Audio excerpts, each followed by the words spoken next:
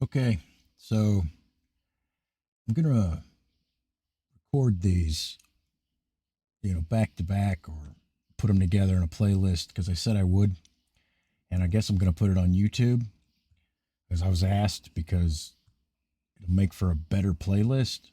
But I don't typically put on YouTube or anything because I tried once and I've already been kicked off. Not for this, but some other shit. And yeah, I just said I'd do it, so I'll put them together. They don't make sense to you. That's fine. They will to the people who asked. So thanks. Yeah, I'm back on this one. Yeah, I had a video before this that kind of explained what I was doing, and just real quick, I'm gonna go. I'm reading this book. And I started at page 1. It's called The Founder's Bible, and I am by no means an expert or know anything about the Bible or the founding of the United States. But this book details it, and it understands, and it supposedly goes into detail about the founding fathers and the writing of the Constitution and how it intertwines with Christianity. That's why I'm reading it, because I haven't read it, and I'm going to read it and find out. I'm horrible at reading, and I'm also horrible at public speaking. So I'm just going to do it and post it and see how far. I'm supposed to read a page a day of this at least. I'm going to try to do it online. I don't know if I'll just post these, if I'll do them live. It really doesn't matter to me. It really doesn't matter if anyone watches. This is just to get me in this seat reading. And that's what I want to do. Now, last time I read, I had to read about circumcisions and adultery and babies because I was in Exodus 16. And that's fine. Let me see if this works. Come on in, Rusty. I love that. All right, that's in. It's working. Shouldn't need much of that. I gotta take these glasses off because I can't see a thing. And I'm just gonna read. And this will be like a primer one or whatever. You know what I'm saying? Like when I start another one, I'm not gonna like go through what I'm doing. You just kind of will have to know. I might say something real quick and then get into the next chapter. I think. I really don't know what I'm doing. So this is why I'm doing this, so that I can learn. So yeah. I think this one will go live. I'm gonna try not to cuss. I will cuss. I know it. I'm gonna try not to. I am reading the Bible. You probably shouldn't cuss as much, I guess, but maybe that's my preconceived notions of what you're supposed to do, and I'm really kind of sick and tired of religious stuff telling me what to do. I'm just going to get into work, and the rest will figure itself out. Now, like I said, I started at 16, and it's so funny because, like I said, I never read this stuff before. 17 goes right into the covenant of circumcision, which is really weird to like read out loud if you've never read it. But, at least all I got to do is read a page a day and I'm good to go.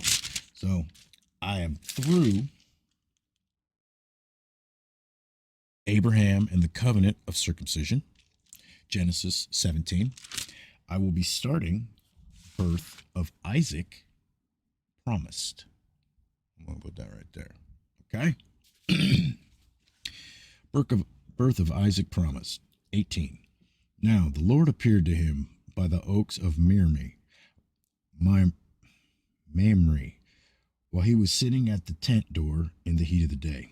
When he lifted up his eyes and looked, behold, 3 men were standing opposite him.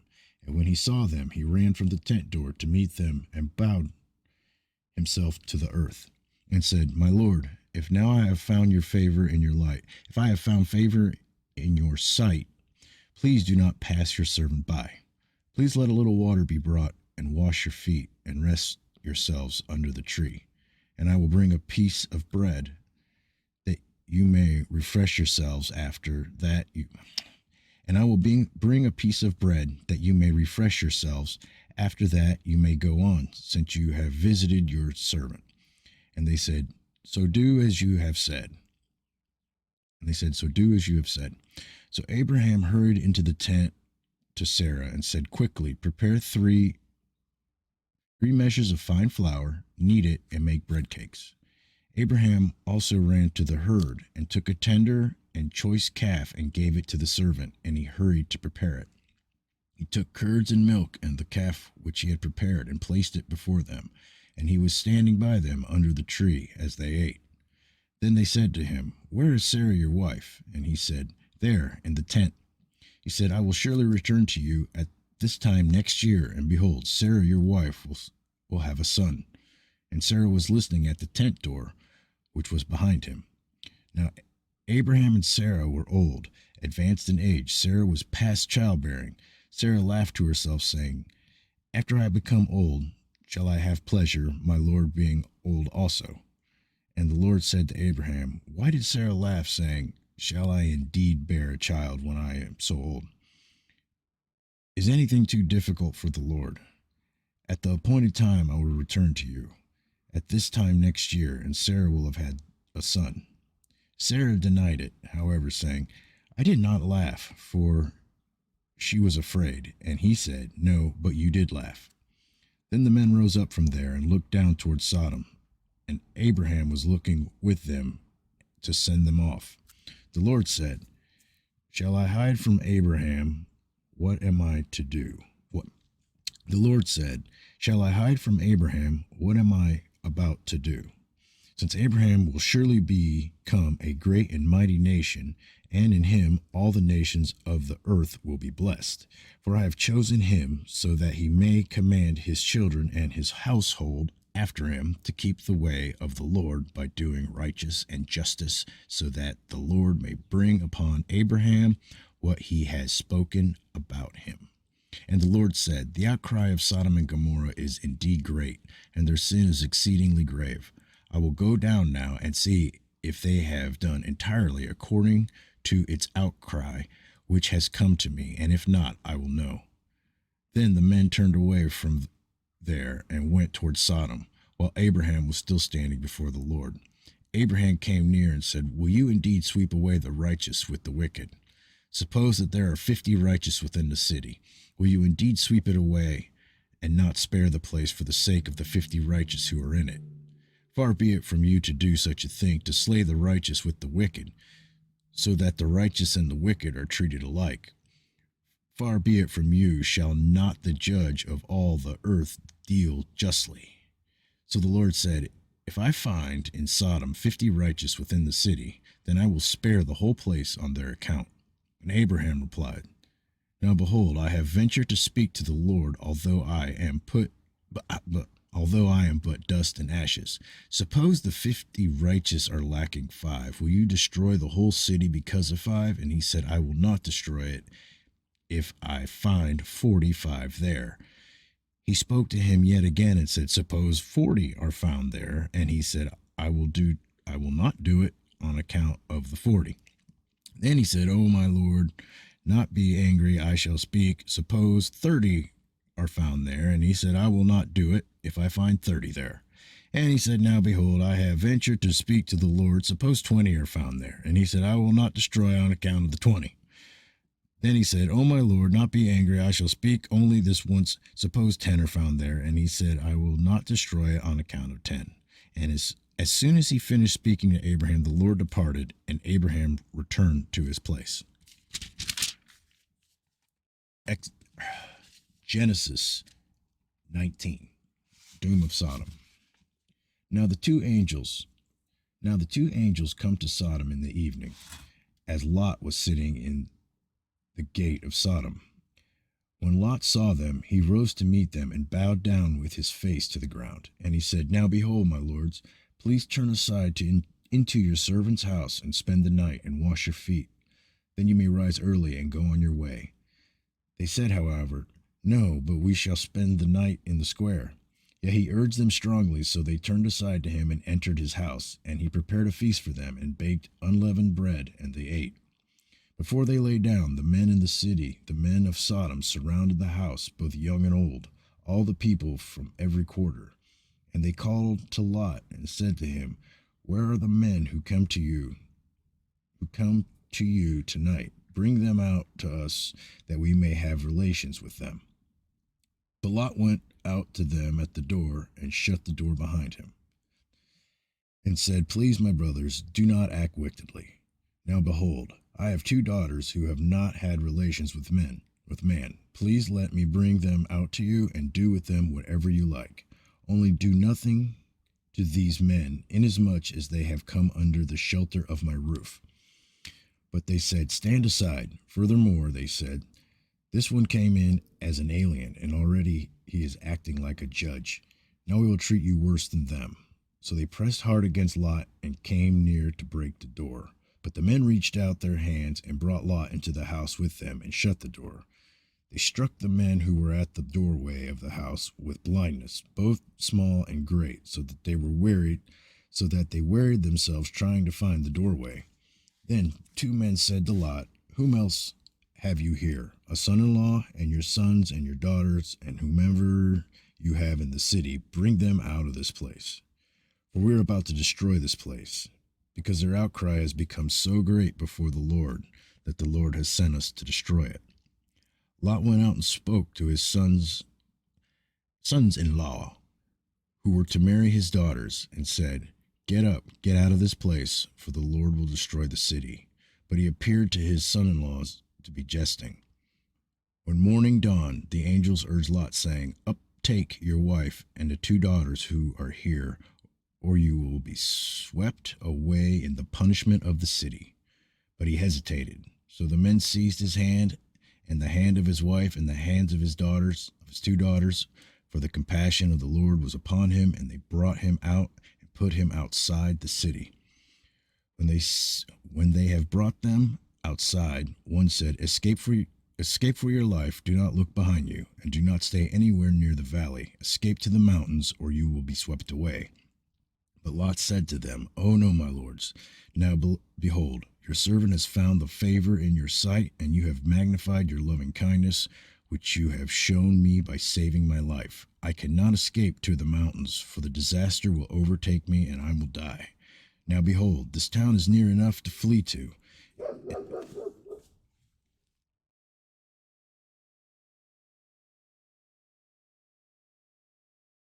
I'm going to pause. I had to back up a little bit. When they had brought them outside, one said, escape for your life, do not look behind you, and do not stay anywhere in the valley. Escape to the mountains, or you will be swept away. But Lot said to them, oh no, my lords, now behold, your servant has found favor in your sight, and you have magnified your loving kindness, which you have shown me by saving my life. I cannot escape to the mountains, for the disaster will overtake me, and I will die. Now behold, this town is near enough to flee to, and it is small. Please let me escape there. Is it not small? That my life may be saved. He said to him, behold, I grant you this request also, not to overthrow the town of which you have spoken. Hurry, escape there, for I cannot do anything until you arrive there. Therefore the name of the town was called Zor. The sun had risen over the earth when Lot came to Zor. Then the Lord rained on Sodom and Gomorrah's brimstone. Then the Lord rained on Sodom and Gomorrah brimstone and fire from the Lord out of heaven. And he overthrew those cities, and all the valley, and all the inhabitants of the cities, and what grew on the ground. But his wife from behind him looked back, and she became a pillar of salt. Now Abraham arose early in the morning and went to the place where he had stood before the Lord, and he looked down toward Sodom and Gomorrah and toward all the land of the valley, and he saw, and behold, the smoke of the land ascended like the smoke of a furnace. Thus it came out when God destroyed the cities of the valley, that God remembered Abraham and sent Lot out of the midst of the overthrow, when he overthrew the cities in which Lot lived. That's pretty cool. I wonder if that's going to happen to us pretty soon. I don't know. Well, That was Genesis. Oh no, I'm not done. I still got Lot is debased. Okay, we're still in Genesis 19. Okay, so Lot is debased. Lot went up from Zor and stayed in the mountains, and his 2 daughters with him. And he was afraid to stay in Zor, and he stayed in a cave, and his 2 daughters. He and his 2 daughters. Then the firstborn said to the younger, our father is old, and there is not a man on earth to come in to us after the manner of the earth. What? Then the firstborn said to the younger, our father is old, and there is not a man on earth to come in to us after the manner of the earth. Come, let us make our father drink wine, and let us lie with him, that we may preserve our family through our father. So they made their father drink wine that night, and the firstborn went in and lay with her father, and he did not know when she lay down or when she arose. On the following day, the firstborn said to the younger, behold, I lay last night with my father. Let us make him drink wine tonight also, and you go in and lie with him, that we may preserve our family through our father. So they made their father drink wine that night also, and the younger arose and lay with him, and he did not know when she lay down or when she arose. Thus both the daughters of Lot were with child by their father. The firstborn bore a son, and called his name Moab. He is the father of the Moabites to this day. As for the younger, she also bore a son, and called his name Ben Ami. He is the father of the sons of Ammon to this day. Now, isn't that interesting? Screw it. I'm going to do one more. It's a long book.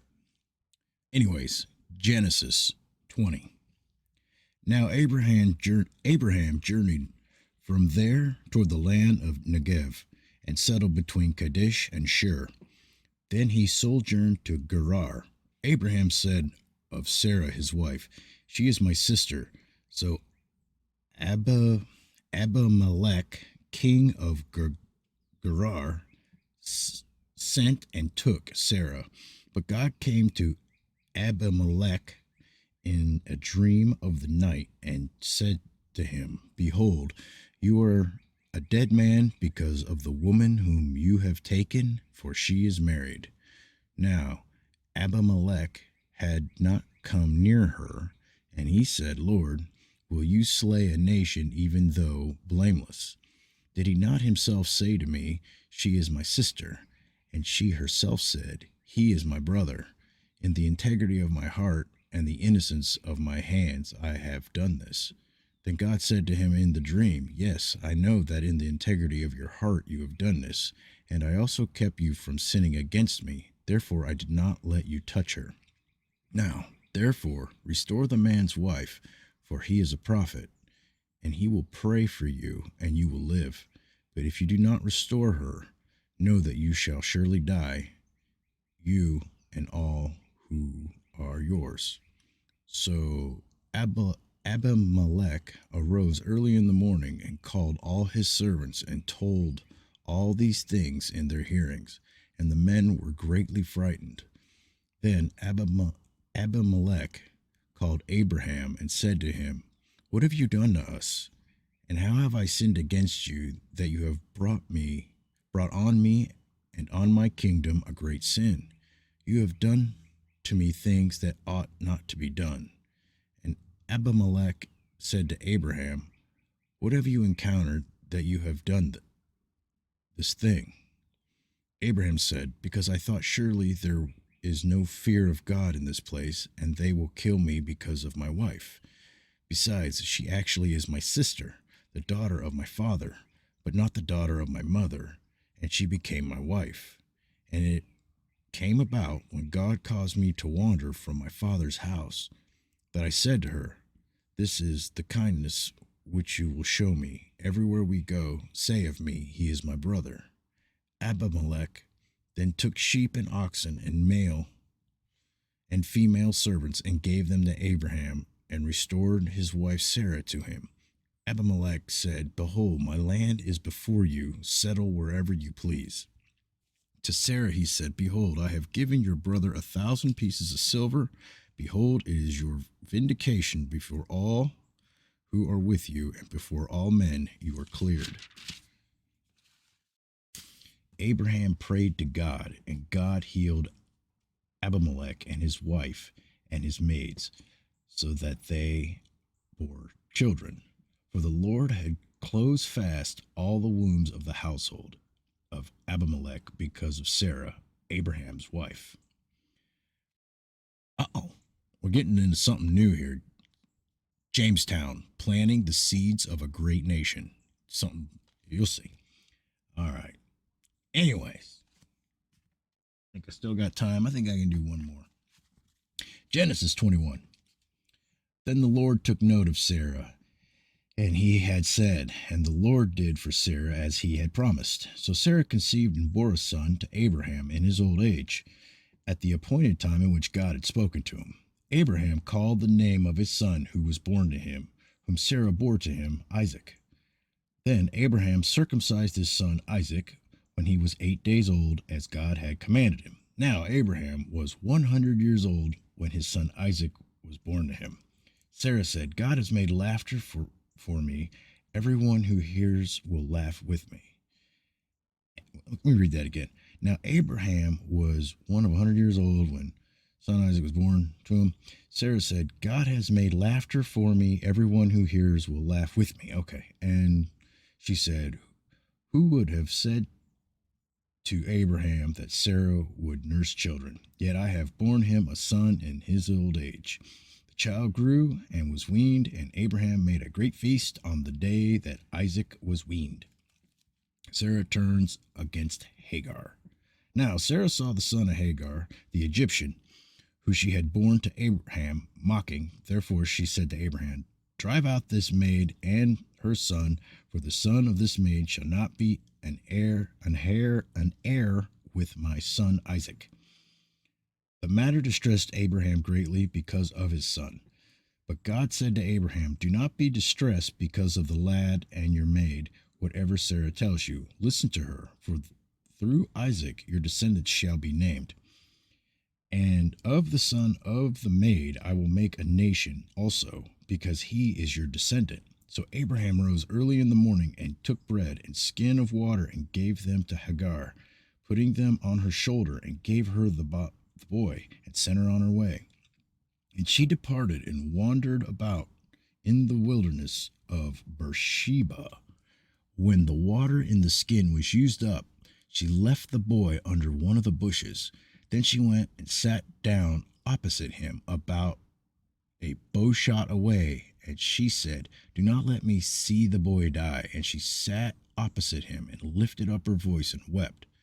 God heard the lad crying, and the angel of God called to Hagar from heaven and said to her, What is the matter with you, Hagar? Do not fear, for God has heard the voice of the lad where he is.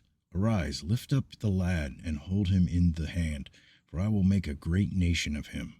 Then God opened her eyes, and she saw a well of water, and she went and filled the skin with water and gave the lad a drink.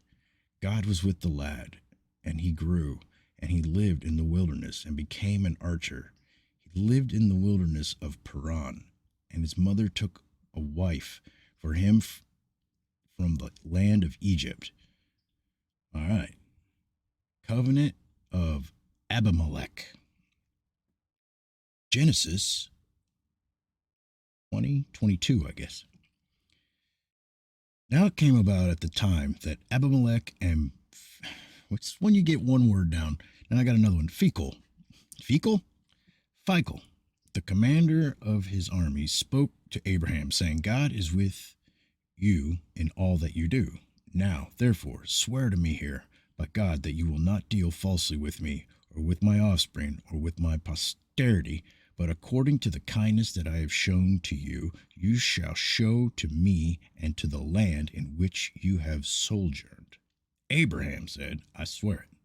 But Abraham complained to Abimelech because of the well of water which the servants of Abimelech had seized. And Abimelech said, I do not know who has done this thing. You did not tell me, nor did I hear of it until today. Abraham took sheep and oxen and gave them to Abimelech, and the two of them made a covenant. Then Abraham sent 7 ewe lambs of the flock by themselves. Abimelech said to Abraham, What do these 7 ewe lambs which you have set by themselves? He said, You shall take these 7 ewe lambs from my hand, so that it may be a witness to me that I dug this well. Therefore, he called that place Beersheba, because there the two of them took an oath. Now that is the end of page 32, and it goes into something else. I'm not sure. It wants me to read. No, we're not. I'll finish it. So they made a covenant at Beersheba, and Abimelech and Phicol, whatever, the commander of his army arose and returned to the land of the Philistines. Must be Phicol. Abraham planted a tamarisk tree at Beersheba, and there he called on the name of the Lord, the everlasting God. And Abraham sojourned in the land of the Philistines for many days. That is the end of Genesis 21, but I'm going to go back and I'm going to read this in the next part. Jamestown, Planting the Seeds of a Great Nation, page 33. Hold on if there's a coincidence on that in the Founder's Bible. We'll find out. It's a few pages. I'll see if I can get through the whole thing. There's no real, a couple pictures, but we'll see. That's all I got. Screw it. I'm going to do one more. It's a long book. Anyways, Genesis 20. Now Abraham journeyed from there toward the land of Negev and settled between Kadesh and Shur. Then he sojourned to Gerar. Abraham said of Sarah his wife, She is my sister. So Abimelech, king of Gerar, sent and took Sarah. But God came to Abimelech in a dream of the night and said to him, Behold, you are a dead man because of the woman whom you have taken, for she is married. Now Abimelech had not come near her, and he said, Lord, will you slay a nation even though blameless? Did he not himself say to me, She is my sister? And she herself said, He is my brother. In the integrity of my heart and the innocence of my hands I have done this. Then God said to him in the dream, Yes, I know that in the integrity of your heart you have done this, and I also kept you from sinning against me. Therefore I did not let you touch her. Now, therefore, restore the man's wife, for he is a prophet, and he will pray for you, and you will live. But if you do not restore her, know that you shall surely die, you and all who are yours. So Abimelech arose early in the morning and called all his servants and told all these things in their hearings, and the men were greatly frightened. Then Abimelech called Abraham and said to him, What have you done to us? And how have I sinned against you that you have brought on me and on my kingdom a great sin? You have done to me things that ought not to be done.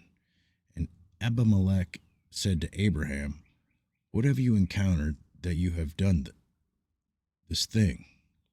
Abraham said, Because I thought surely there is no fear of God in this place, and they will kill me because of my wife. Besides, she actually is my sister, the daughter of my father, but not the daughter of my mother, and she became my wife. And it came about when God caused me to wander from my father's house, that I said to her, This is the kindness which you will show me. Everywhere we go, say of me, He is my brother.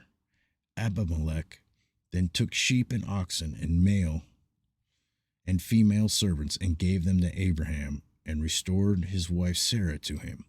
Abimelech said, Behold, my land is before you. Settle wherever you please. To Sarah he said, Behold, I have given your brother 1,000 pieces of silver. Behold, it is your vindication before all who are with you, and before all men you are cleared. Abraham prayed to God, and God healed Abimelech and his wife and his maids, so that they bore children. For the Lord had closed fast all the wombs of the household of Abimelech because of Sarah, Abraham's wife. Uh-oh. We're getting into something new here. Jamestown, planting the seeds of a great nation.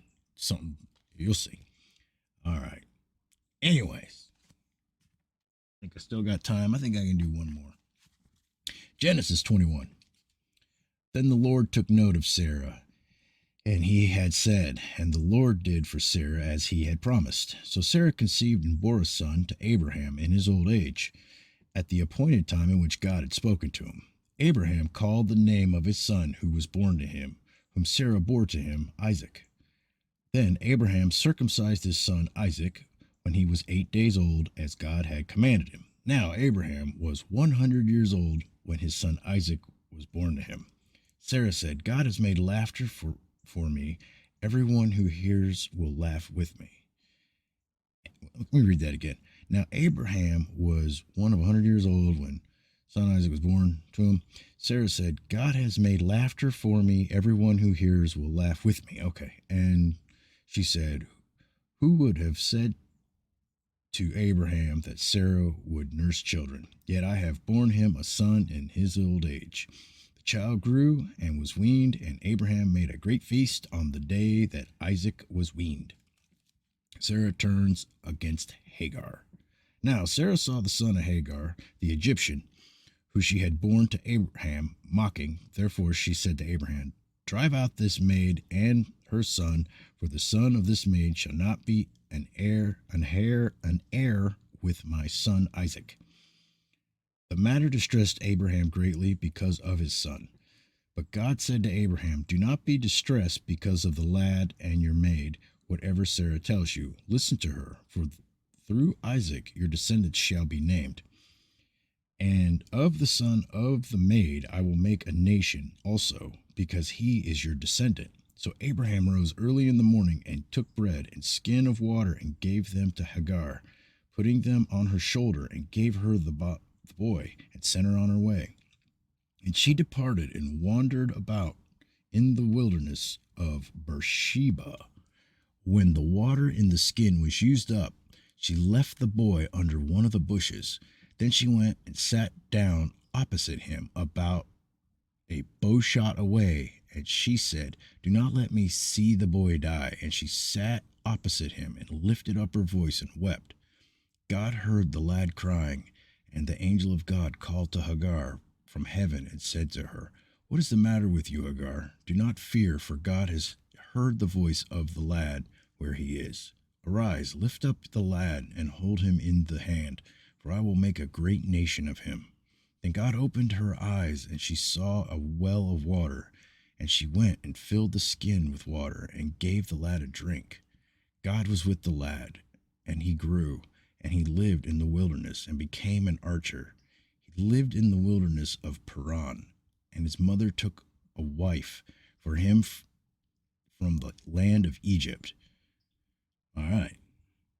Covenant of Abimelech. Genesis 20:22, I guess. Now it came about at the time that Abimelech and what's when you get one word down. Now I got another one. Fichol, the commander of his army, spoke to Abraham, saying, God is with you in all that you do. Now, therefore, swear to me here by God that you will not deal falsely with me, or with my offspring, or with my posterity, but according to the kindness that I have shown to you, you shall show to me and to the land in which you have sojourned. Abraham said, I swear it. But Abraham complained to Abimelech because of the well of water which the servants of Abimelech had seized. And Abimelech said, I do not know who has done this thing. You did not tell me, nor did I hear of it until today. Abraham took sheep and oxen and gave them to Abimelech, and the two of them made a covenant. Then Abraham sent 7 ewe lambs of the flock by themselves. Abimelech said to Abraham, "What do these 7 ewe lambs which you have set by themselves?" He said, "You shall take these 7 ewe lambs from my hand, so that it may be a witness to me that I dug this well." Therefore, he called that place Beersheba, because there the two of them took an oath. Now that is the end of page 32, and it goes into something else. I'm not sure. It wants me to read. No, we're not. I'll finish it. So they made a covenant at Beersheba, and Abimelech and Phicol, whatever, the commander of his army arose and returned to the land of the Philistines. Must be Phicol. Abraham planted a tamarisk tree at Beersheba, and there he called on the name of the Lord, the everlasting God. And Abraham sojourned in the land of the Philistines for many days. That is the end of Genesis 21, but I'm going to go back and I'm going to read this in the next part. Jamestown, planting the seeds of a great nation, page 33. Hold on if there's a coincidence on that in the Founder's Bible. We'll find out. It's a few pages. I'll see if I can get through the whole thing. There's no real, a couple pictures, but we'll see. That's all I got. This is pretty fun. I'm going to continue. I'm going to do another one. This, Jamestown, planting the seeds of a great nation. Portugal and Spain, with their maritime prowess, dominated much of the age of discovery during the 15th to the 17th centuries, the period of history encompassing the age of exploration and the rise of the European colonial expansion. With most of the Iberian resources concentrated in Central and South America, where more wealth had been found, much of North America was left open for exploration by the French, English, and Dutch. While mocked by Spain and France, English attempts to establish permanent settlement and had been met with continual failure over the years. Yet, despite King James I's reluctance, Sir Henry Hakluyt, the visionary force behind the dream of seeing a permanent settlement in America under the banner of Protestant Christianity, and Sir Edwin Sandys, the elder Christian statesman and constitutional architect in Parliament, were successful in negotiating the Charter of 1606 on April 10, 1606, seeking to offset the expansion of other European nations abroad. King James I formed the Virginia Company and assigned land rights for the settlement of North America.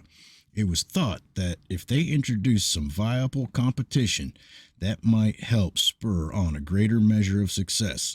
So the Virginia Company established 2 divisions, the London and Plymouth companies, granting each company their own territory, while also establishing an international area of overlap. The London Company was granted the part of Virginia between 34 and 41 north latitude, while the Plymouth Company was assigned 38 to 45 north latitude.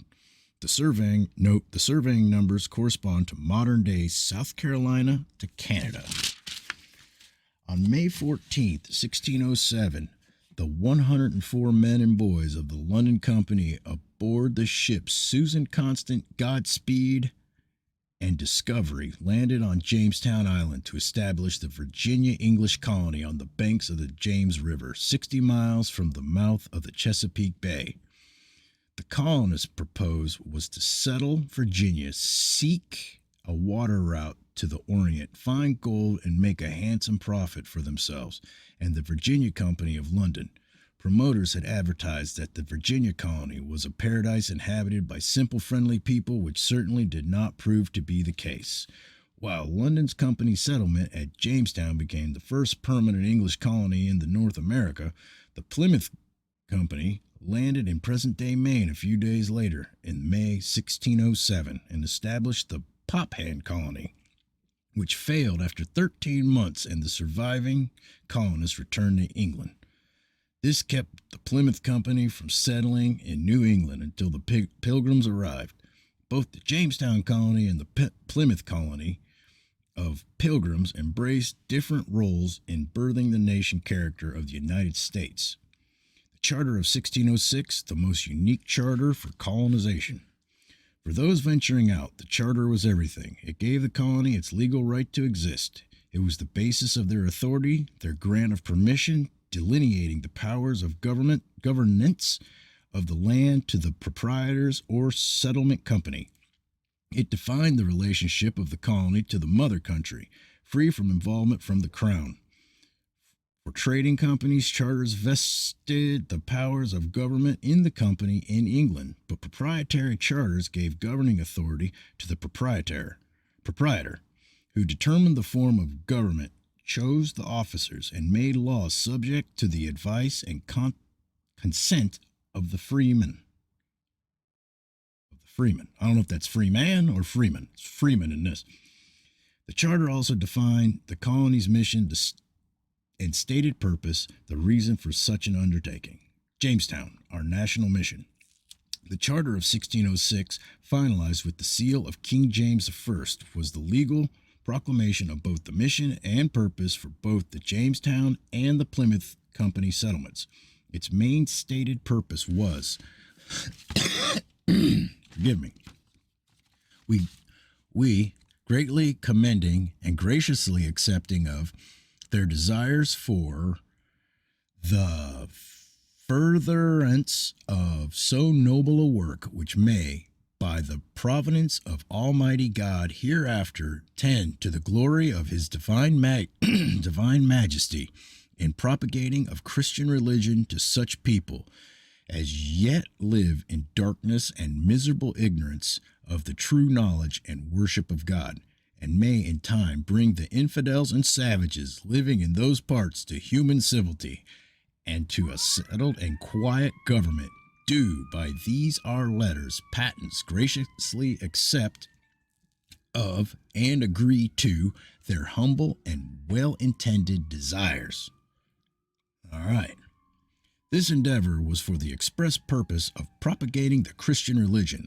Accordingly, when the first colonists landed in Virginia Beach and planted a wooden cross in the sand, Pastor Robert Hunt, the chaplain of Jamestown, knelt upon the cross and offered a prayer of dedication. We do hereby dedicate this land and ourselves to reach the people within the shores with the gospel of Jesus Christ, and to raise up godly generations after us, and with these generations take the kingdom of God to all the earth.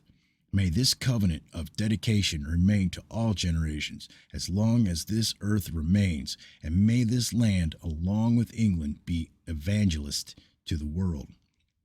His prayer, in keeping with the Charter's mission, was not just for Jamestown, but also spoke for our future nation as a whole.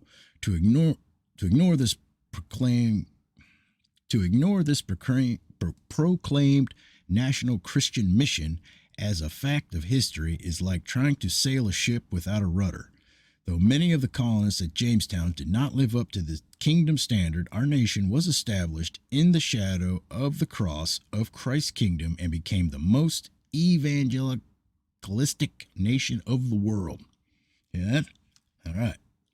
Jamestown, our national law. As every charter is incomplete without its corresponding bylaws, what is astounding is that contained within the original document are the seeds of much of our Christian common law. As founder of the Supreme Court Justice Joseph Story has noted, our ancestors brought with them its common law general principles and claimed it as their birthright. But they brought with them and adopted only that portion which was applicable in the situation.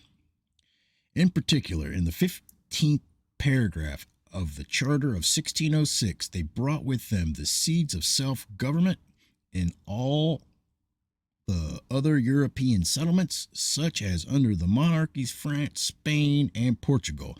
The authority remained invested in the crown, and every chartered right in the settlements was governed, granted, thus limiting the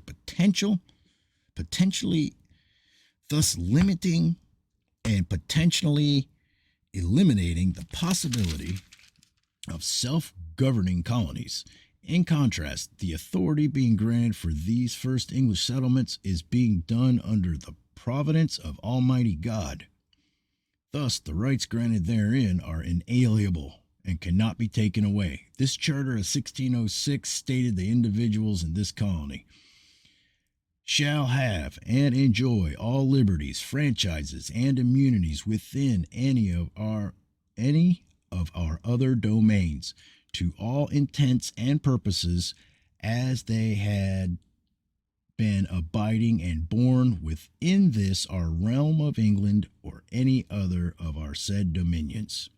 Herein it stated that God given rights of individuals would go with them to the New World. King James must have had his spectacles off when reading this, for it undermined the very premise of his new theology of the divine right of kings.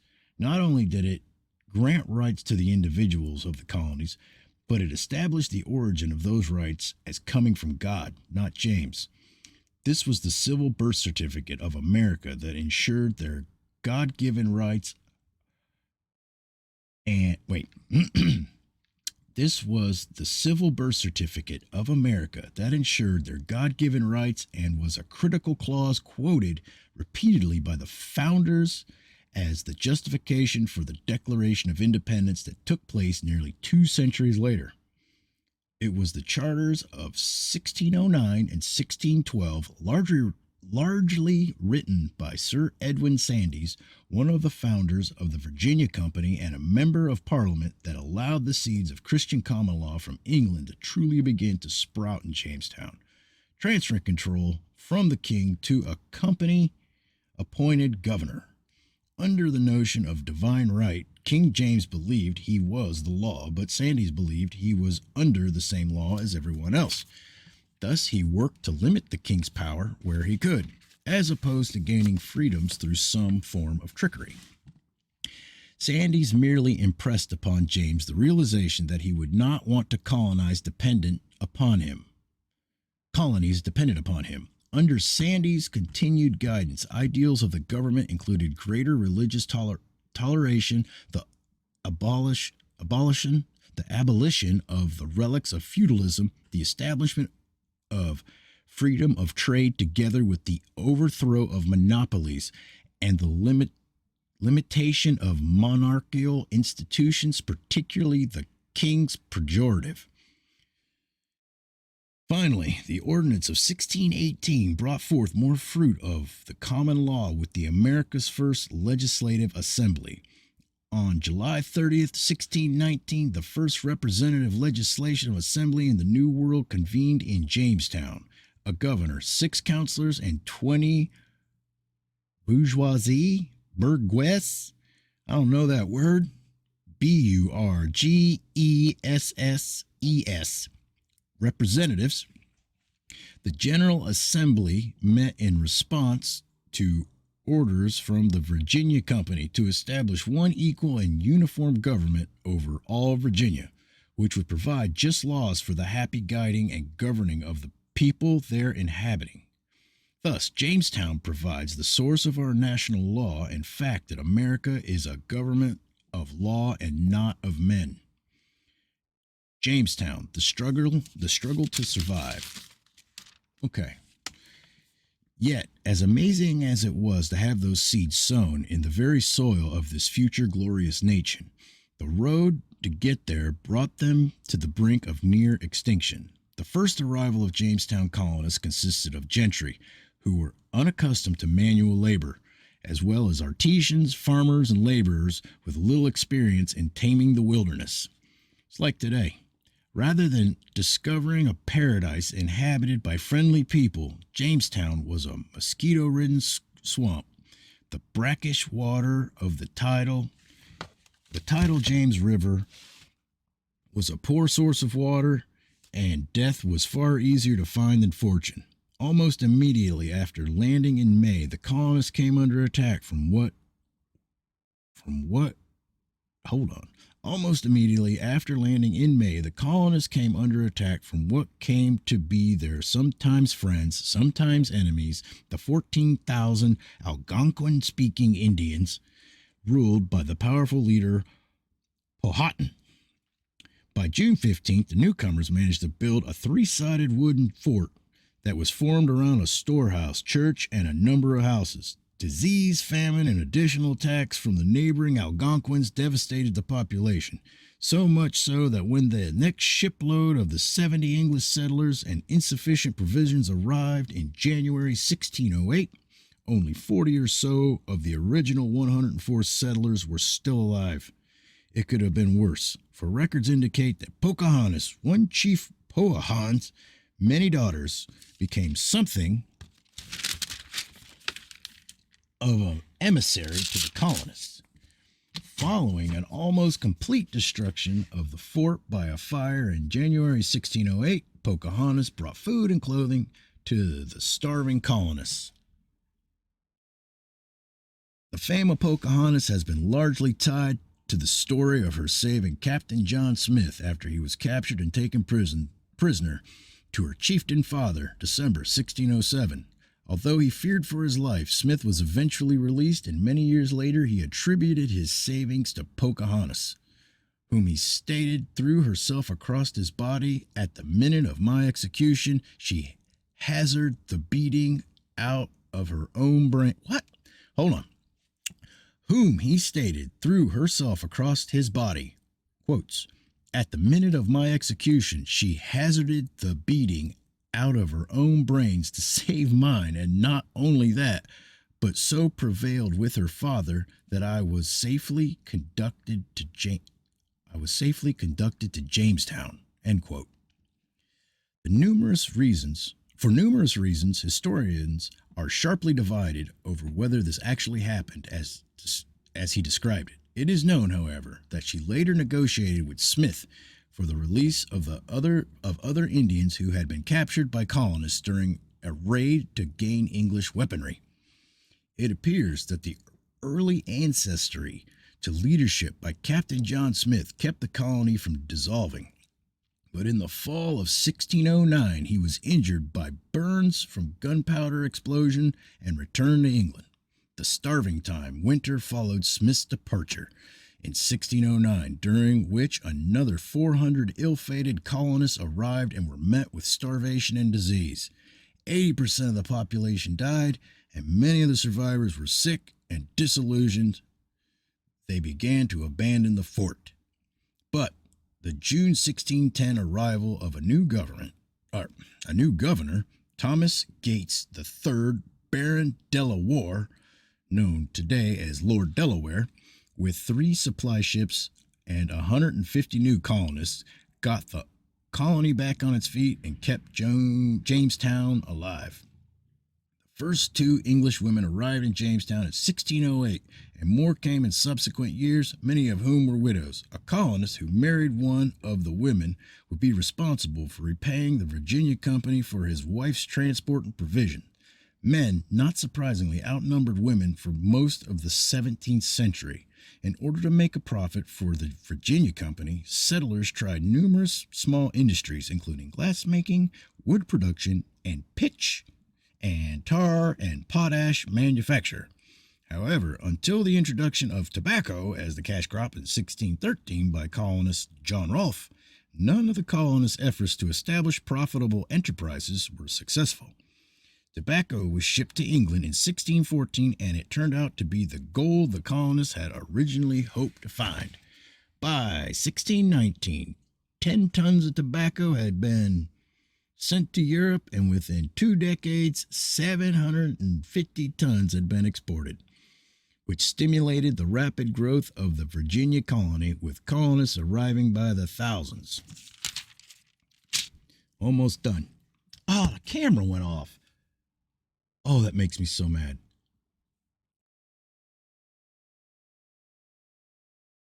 Well, hold on. You don't need to see me. I'm just going to turn this back on. I got to learn how to fix that, though. Just going to have to give me a second.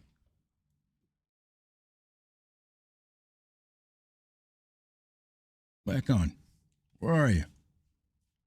There. Whoa. Anyways, sorry about that. I'll figure out how to keep that on. Oh, well. Oh, Jamestown, a proclamation of racial harmony. In March 1613, Pocahontas and her husband, Cuckoom, were living in a village of the Powhatan Confederacy tribe when she was kidnapped and transported 90 miles to English settlement at Henricus on the James River, where she was held for ransom. By I can't say that word, Powhatan custom, her marriage ended when she was captured.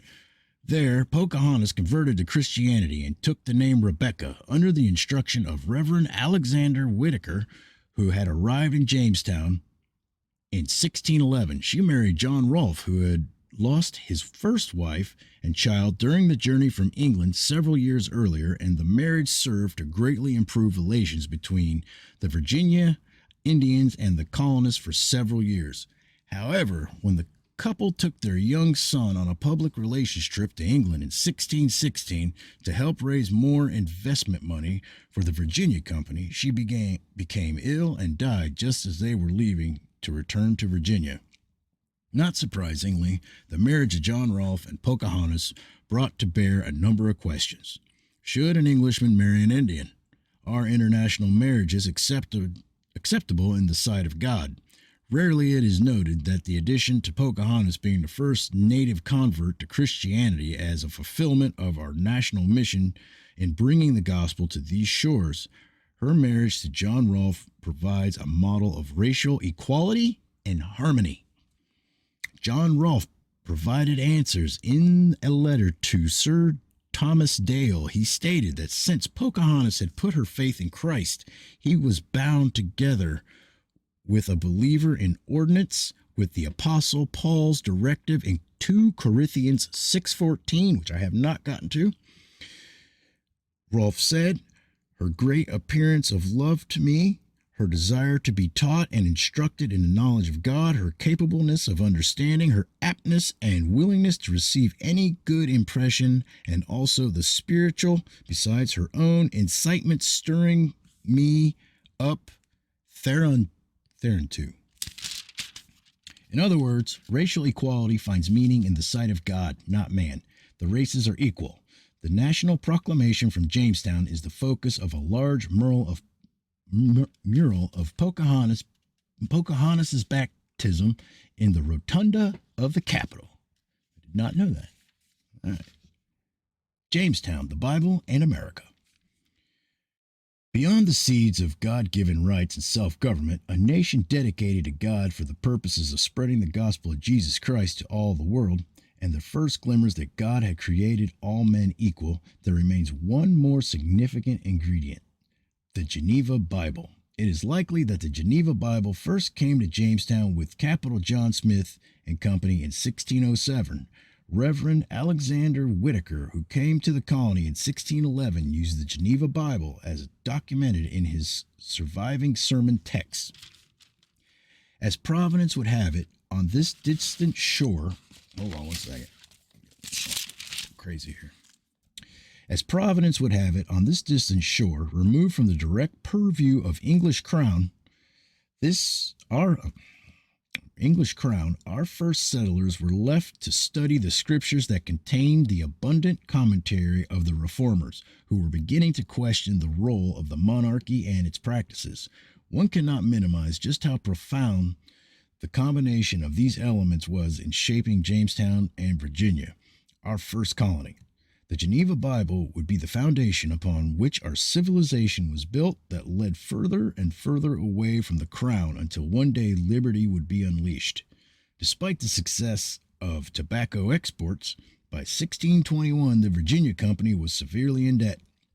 In 1622, the Algonquins attacked the plantations, killing over 300 of the settlers. Even though a last-minute warning spared Jamestown, the attack of the colony and mismanagement of the Virginia Company at home convinced the king that he should revoke the Virginia Company charter and its God-given rights. Virginia became a crown colony in 1624, administered by the governor appointed by the king, but it was too late, for the seeds of the Christian common law, self-government, and spiritual liberty had already taken root and will continue to grow until the nation's independence in 1776. Excellent. That's it. Thanks.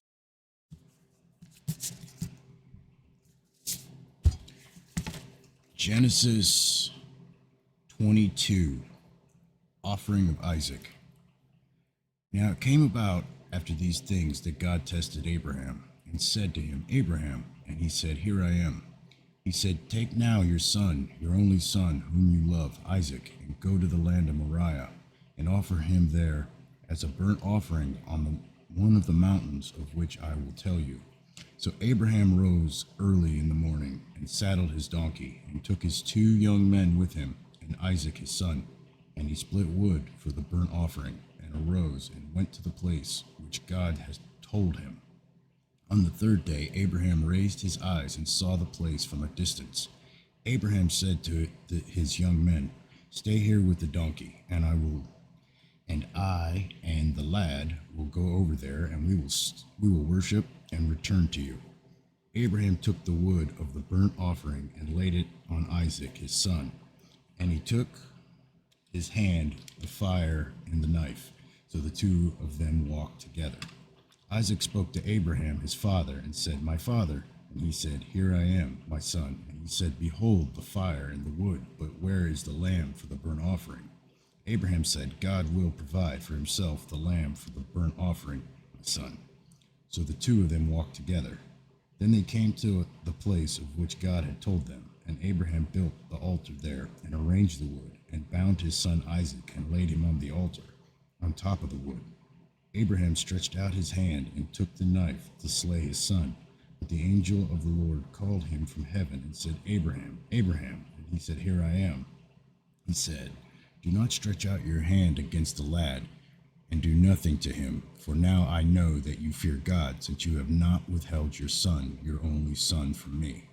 Then Abraham raised his eyes and looked, and behold, behind him a ram caught in the thicket by his horns. And Abraham went and took the ram and offered him up for a burnt offering in place of his son.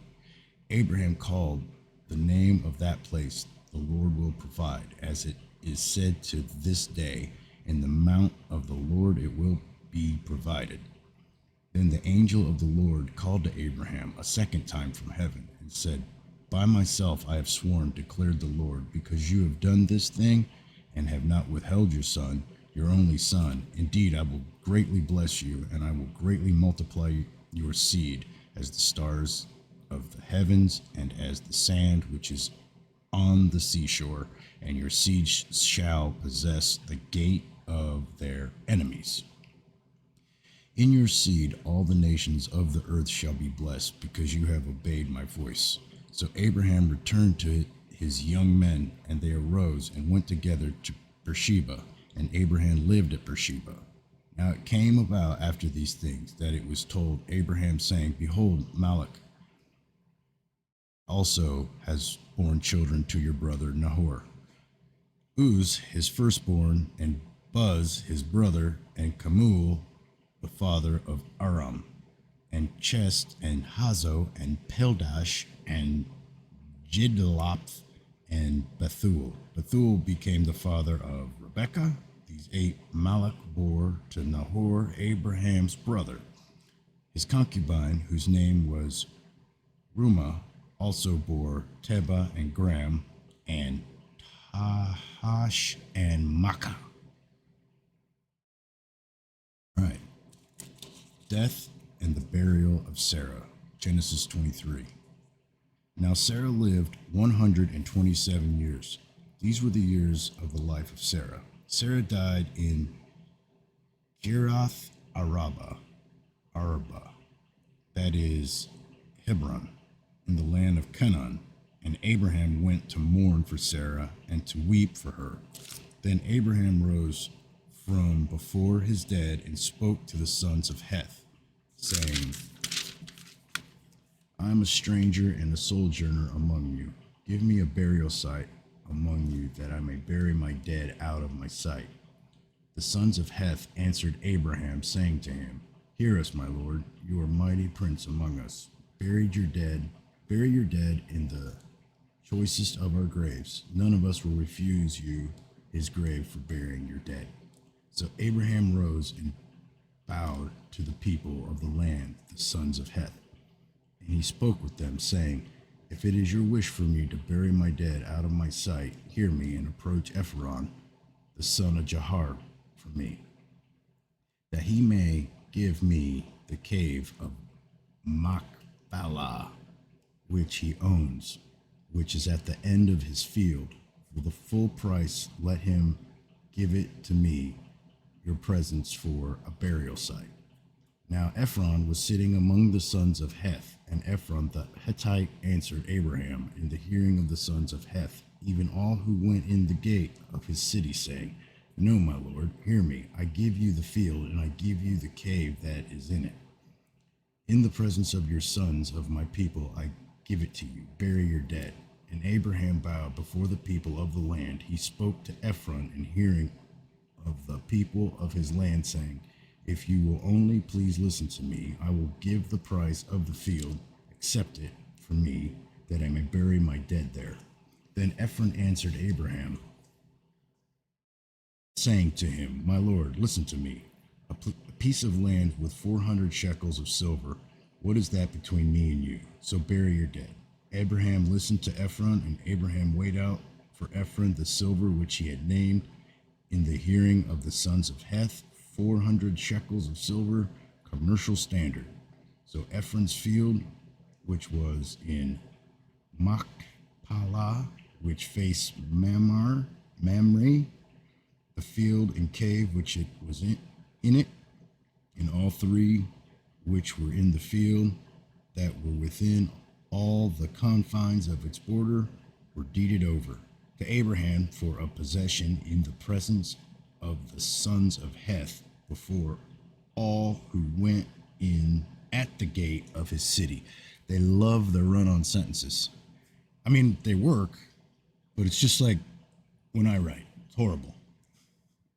I'm getting it.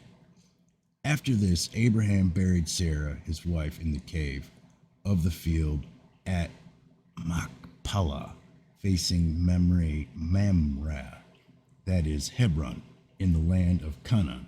So the field and the cave that is in it were deeded over to Abraham for a burial site by the sons of Heth. That's it. Just so happen to have the day off, so I might do a few of these. I'm just in between doing taxes, so I'm procrastinating, but it's a good time to do this. So back into the Founder's Bible. Genesis 24, a bride for Isaac. 24. Now Abraham was old, advanced in age, and the Lord had blessed Abraham in every way. Abraham said to his servant, the oldest of his household, who had charge of all that he owned, please place your hand under my thigh, and I will make you swear by the Lord, the God of heaven and the earth, and God of earth, that you shall not take a wife for my son from the daughters of the Canaanites among whom I live, but you will go to my country and to my relatives and take a wife for my son Isaac. Let me reread that. And I will make you swear by the Lord and the God of heaven and the God of earth, that you shall not take a wife for my son from the daughters of the Canaanites among whom I live, but you will go to my country and to my relatives and take a wife for my son Isaac. The servant said to him, suppose the woman is not willing to follow me to this land. Should I take your son back to the land where you came? Then Abraham said to him, beware that you do not take my son back there. The Lord, the God of heaven, who took me from my father's house and from my land of my birth, and who spoke to me and who swore to me, saying, to your descendants I will give this land, and he will send his angel before you, and you will take a wife for my son from there. But if the woman is not willing to follow you, then you will be free from this my oath. Only do not take my son back there. So the servant placed his hand under the thigh of Abraham his master and swore to him concerning this matter. Then the servant took 10 camels from the camels of his master and set out with a variety of good things of his master's in his hand, and he arose and went to Mesopotamia. Is that it? Yeah, Mesopotamia. Yeah, Mesopotamia, to the city of Nahor. He made the camels kneel down outside the city by the well of water at evening time. Jesus, the time when women go out to draw water. He said, O Lord, the God of my master Abraham, please grant me success today and show loving kindness to my master Abraham.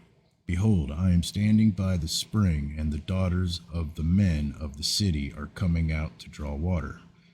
Now may it be that the girl to whom I say, please let down your jar so that I may drink, and who answers, drink, and I will water your camels also. May she be the one whom you have appointed to your servant Isaac, and by this I will know that you have shown loving kindness to my master. Rebekah is chosen. Before he had finished speaking, behold, Rebekah, who was born to Bethuel, the son of Malach, the wife of Abraham's brother Nahor, came out with her jar on her shoulder. The girl was very beautiful, a virgin, and no man had relations with her. And she went down to the spring and filled her jar and came up. Then the servant ran to meet her and said, please let me drink a little water from your jar. She said, drink, my lord. And she quickly lowered her jar to her hand and gave him a drink. Now, when she had finished giving him a drink, she said, I will draw also for you your camels until they have finished drinking. So she quickly emptied her jar into the trough and ran back to the well to draw, and she drew for all his camels. Meanwhile, the man was gazing at her in silence to know whether the Lord had made his journey successful or not. When the camels had finished drinking, the man took a gold ring weighing a half shekel and 2 bracelets for her wrist weighing 10 shekels in gold, and said, whose daughter are you? Please tell me. Is there room for us to lodge in your father's house? She said to him, I am the daughter of Bethuel, the son of Malach, whom she bore to Nahor. Again she said to him, we have plenty of both straw and feed and rooms to lodge in. Then the man bowed low and worshipped the Lord. He said, blessed be the Lord, the God of my master Abraham, who has not forsaken his loving kindness and his truth toward my master. As for me, the Lord has guided me in the way to the house of my master's brothers. Then the girl ran and told her mother's household about these things. Now Rebekah had a brother whose name was Laban, and Laban ran outside to the man at the spring.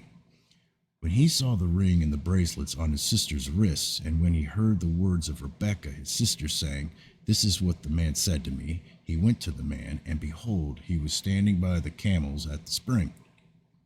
And he said, come in, blessed of the Lord, why do you stand outside, since I have prepared the house and place for the camels?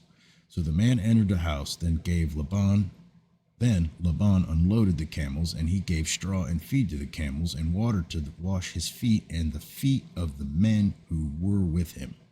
But when food was set before him to eat, he said, I will not eat until I have told my business. And he said, speak on. So he said, I am Abraham's servant. The Lord has greatly blessed my master so that he has become rich, and he has given him flocks and herds and silver and gold and servants and maids and camels and donkeys. Now Sarah, my master's wife, bore a son to my master in her old age, and he has given him all that he has. My master made me swear, saying, you shall not take a wife for my son from the daughters of the Canaanites in whose land I live, but you shall go to my father's house and to my relatives and take a wife for my son. I said to my master, suppose the woman does not follow me. He said to me, the Lord before whom I have walked will send his angel with you to make your journey successful, and you will take a wife for my son from my relatives and from my father's house, and you will be free from my oath when you come to my relatives, and if they do not give her to you, you will be free from my oath. So I came today to the spring and said, O Lord, the God of my master Abraham, if now you will make my journey on which I go successful, behold, I am standing by the spring, and it may be that the maiden who comes out to draw, and whom I say, please let me drink a little water from your jar. And she will say to me, you drink, and I will draw your camels also. Let her be the woman whom the Lord has appointed for my master's son. Before I have finished speaking in my heart, behold, Rebekah came out with her jar on her shoulder and went down to the spring, and I drew. And I said to her, please let me drink. She quickly lowered her jar from her shoulder and said, drink, I will water your camels also. So I drank, and she watered the camels also. It's a lot of repeating, but I get it. I know why they do it. Then I asked her, I said, whose daughter are you? And she said, the daughter of Bethuel, Nahor's son, from Milcah, bore to him, and I put the ring on her nose, yeah, that's what it is, and a bracelet on her wrist. And I bowed low and worshiped the Lord and blessed the Lord, the God of my master Abraham, and who guided me in the right way to take the daughter of my master kingdoms for his son. And now if you're going to deal kindly and truly with my master, tell me, and if not, let me know that I may turn to the right hand or the left.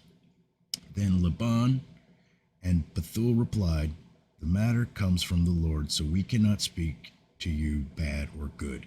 Here is Rebekah before you. Take her and go, and let her be the wife of your master's son, as the Lord has spoken. And Abraham's servant heard the words and bowed himself to the ground before the Lord. The servant brought the articles of silver and articles of gold and garments and gave them to Rebekah. He also gave precious things to her brother and to her mother. Then he and the men who were with him ate and drank and spent the night. When they arose in the morning, he said, send me away to my master. But her brother and her mother said, let the girl stay with us a few days, say 10, afterward she may go. He said to them, do not delay me, since the Lord has prospered my way. Send me away that I may go to my master. And they said, we will call the girl and consult her wishes. Then they called Rebekah and said to her, will you go with this man? And she said, I will go. Thus they sent away their sister Rebekah and her nurse with Abraham's servant and his men. They blessed Rebekah and said to her, may you, our sister, become thousands of 10,000s, and may your descendants possess the gate of those who hate them. Okay. Then Rebekah arose with her maids, and they mounted the camels and followed the man. So the servant took Rebekah and departed. That's it for, whoa, let's keep going. We got Isaac marries Rebekah, and that ends Genesis 24. Isaac marries Rebekah. Now Isaac had come from going to Berlahai-roi, for he was living in Negev. Isaac went out to meditate in the field toward evening, and he lifted up his eyes and looked, and behold, camels were coming. Rebekah lifted up her eyes, and when she saw Isaac, she dismounted from the camel. She said to the servant, who is that man walking in the field to meet us? And the servant said, he is my master. Then he took her veil and covered herself. The servant told Isaac all the things that he had done. Then Isaac brought her into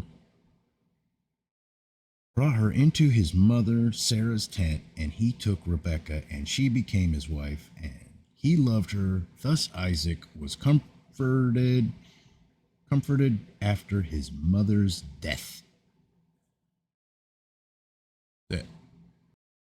Back for another.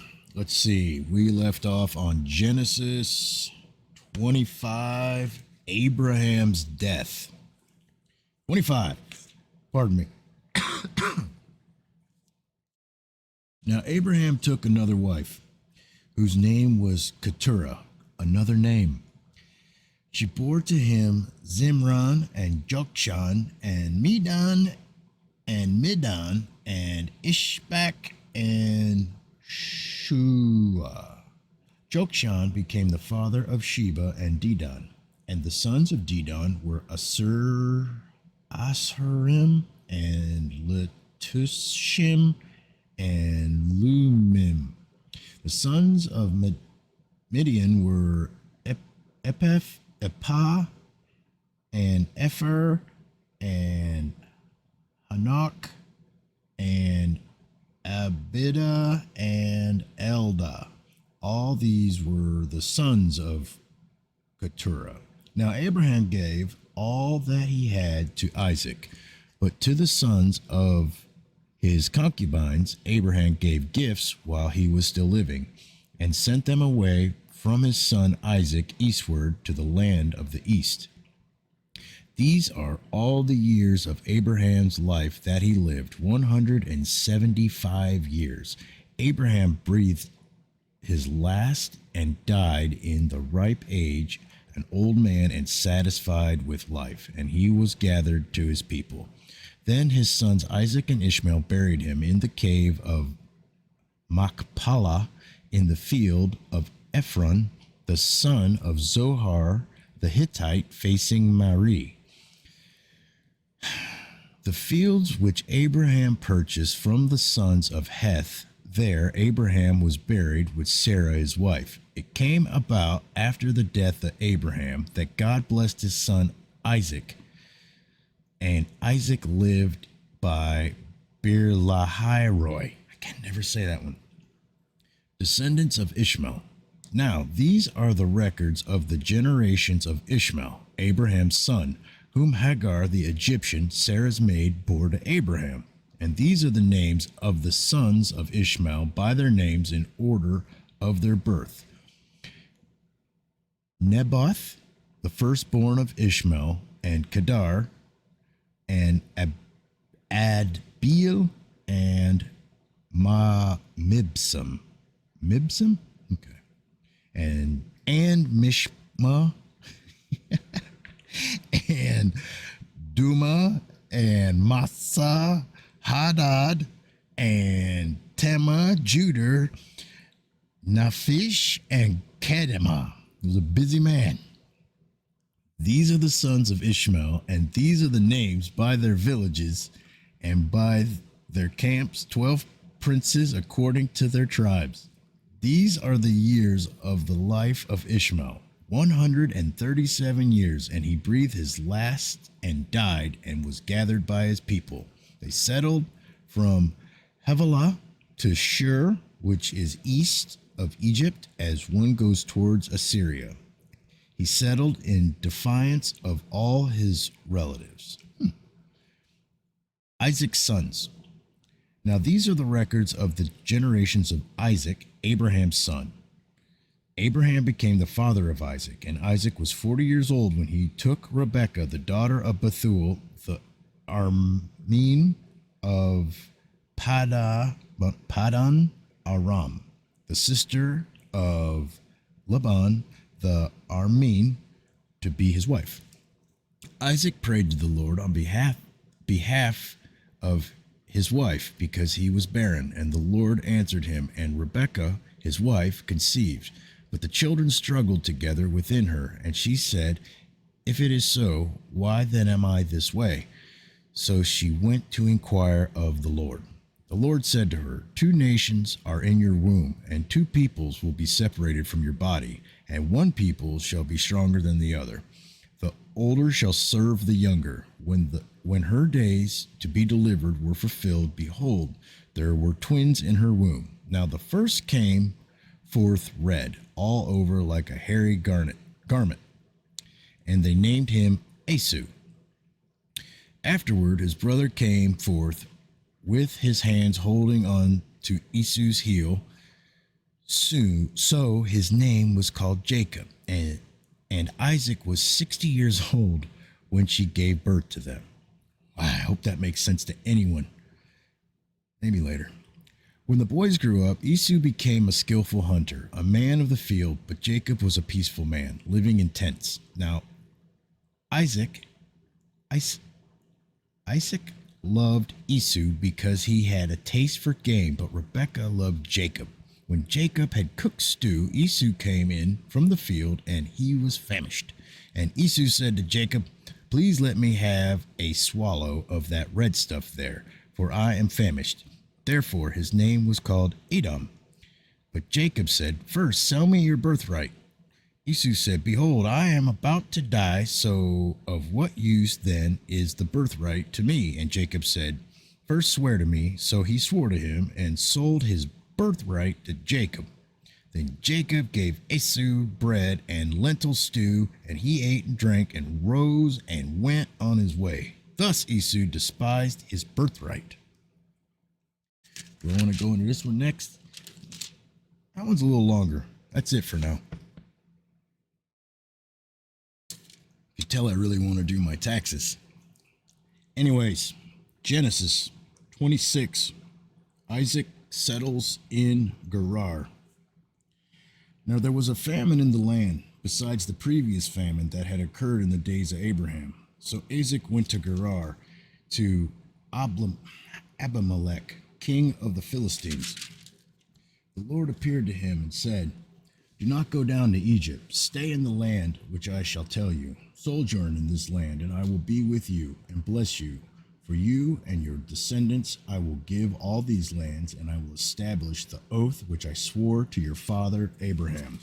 I will multiply your descendants as the stars of heaven, and I will give your descendants all these lands, and by your descendants all these nations of the earth shall be blessed, because Abraham obeyed me and kept my charge, my commandments, my statutes, and my laws."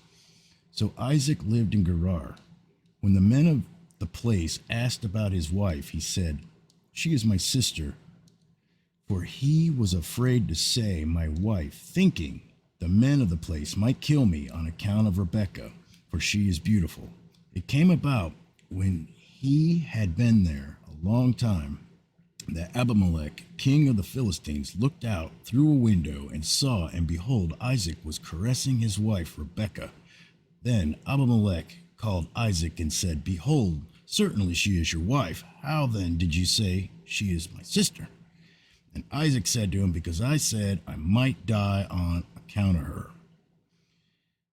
Abimelech said, "What is this you have done to us? One of the people might easily have lain with your wife, and you would have brought guilt upon us." So Abimelech charged all the people, saying, "He who touches this man or his wife shall surely be put to death." Now Isaac sowed in that land and reaped in the same year 100-fold, and the Lord blessed him, and the man became rich and continued to grow richer until he became very wealthy. For he had possessions of flocks and herds and a great household, so that the Philistines envied him. Now all the wells which his father's servants had dug in the days of Abraham, his father, the Philistines stopped up by filling them with earth. Then Abimelech said to Isaac, "Go away from us, for you are too powerful for us." And Isaac departed from there and camped in the valley of Gerar and settled there. Quarrel over the wells. Then Isaac dug again the wells of water which had been dug in the days of his father Abraham, for the Philistines had stopped them up after the death of Abraham, and he gave them the same names which his father had given them.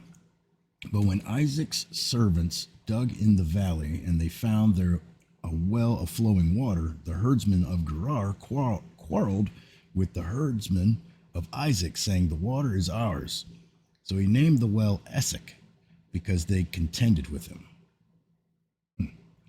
Then they dug another well, and they quarreled over it too. So he named it Sitnah. He moved away from there and dug another well, and they did not quarrel over it. So he named it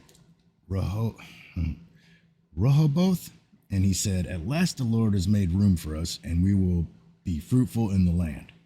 Then he went up from there to Beersheba. The Lord appeared to him the same night and said, "I am the God your father Abraham. Right. I am the God of your father Abraham. Do not fear, for I am with you. I will bless you and multiply your descendants for the sake of my servant Abraham. So he built an altar there and called upon the name of the Lord and pitched his tent there. And there Isaac's servants dug a well. Covenant of Abimelech. Then Abimelech came to him from Gerar with his advisor Azuth,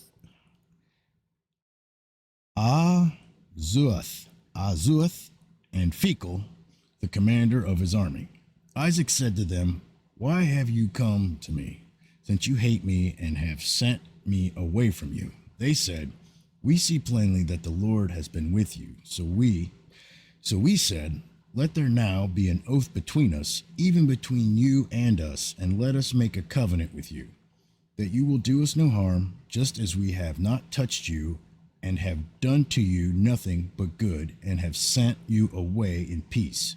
You are now the blessed of the Lord." Then he made them feast, and they ate and drank. In the morning they arose early and exchanged oaths. Then Isaac sent them away, and they departed from him in peace. Now it came about on the same day that Isaac's servants came in and told him about the well which they had dug, and said to him, "We have found water." So he called it Sheba. Therefore the name of the city is Beersheba to this day. When Esau was 40 years old, he married Judith, the daughter of Beri the Hittite, and Basemath, the daughter of Elon the Hittite. And they brought grief to Isaac and Rebekah. Here we go. Man's search for faith, that sort of shit. Jacob's deception, Genesis 27. Now it came out when Isaac was old and his when his eyes were too dim to see, that he called his older son Esau and said to him, "My son." And he said to him, "Here I am." Isaac said, "Behold, now I am old, and I do not know the day of my death. Now then, please take your gear, your quiver, and your bow, and go out to the field and hunt game for me, and prepare a savory dish for me, such as I love, and bring it to me, that I may eat, so that my soul may bless you before I die." Rebekah was listening while Isaac spoke to his son Esau. So when Esau went to the field to hunt for game to bring home, Rebekah said to her son Jacob, "Behold, I heard your father speak to your brother Esau, saying, 'Bring me some game and prepare as a savory dish for me, that I may eat and bless you in the presence of the Lord before my death.' Now, therefore, my son, listen to me as I command you.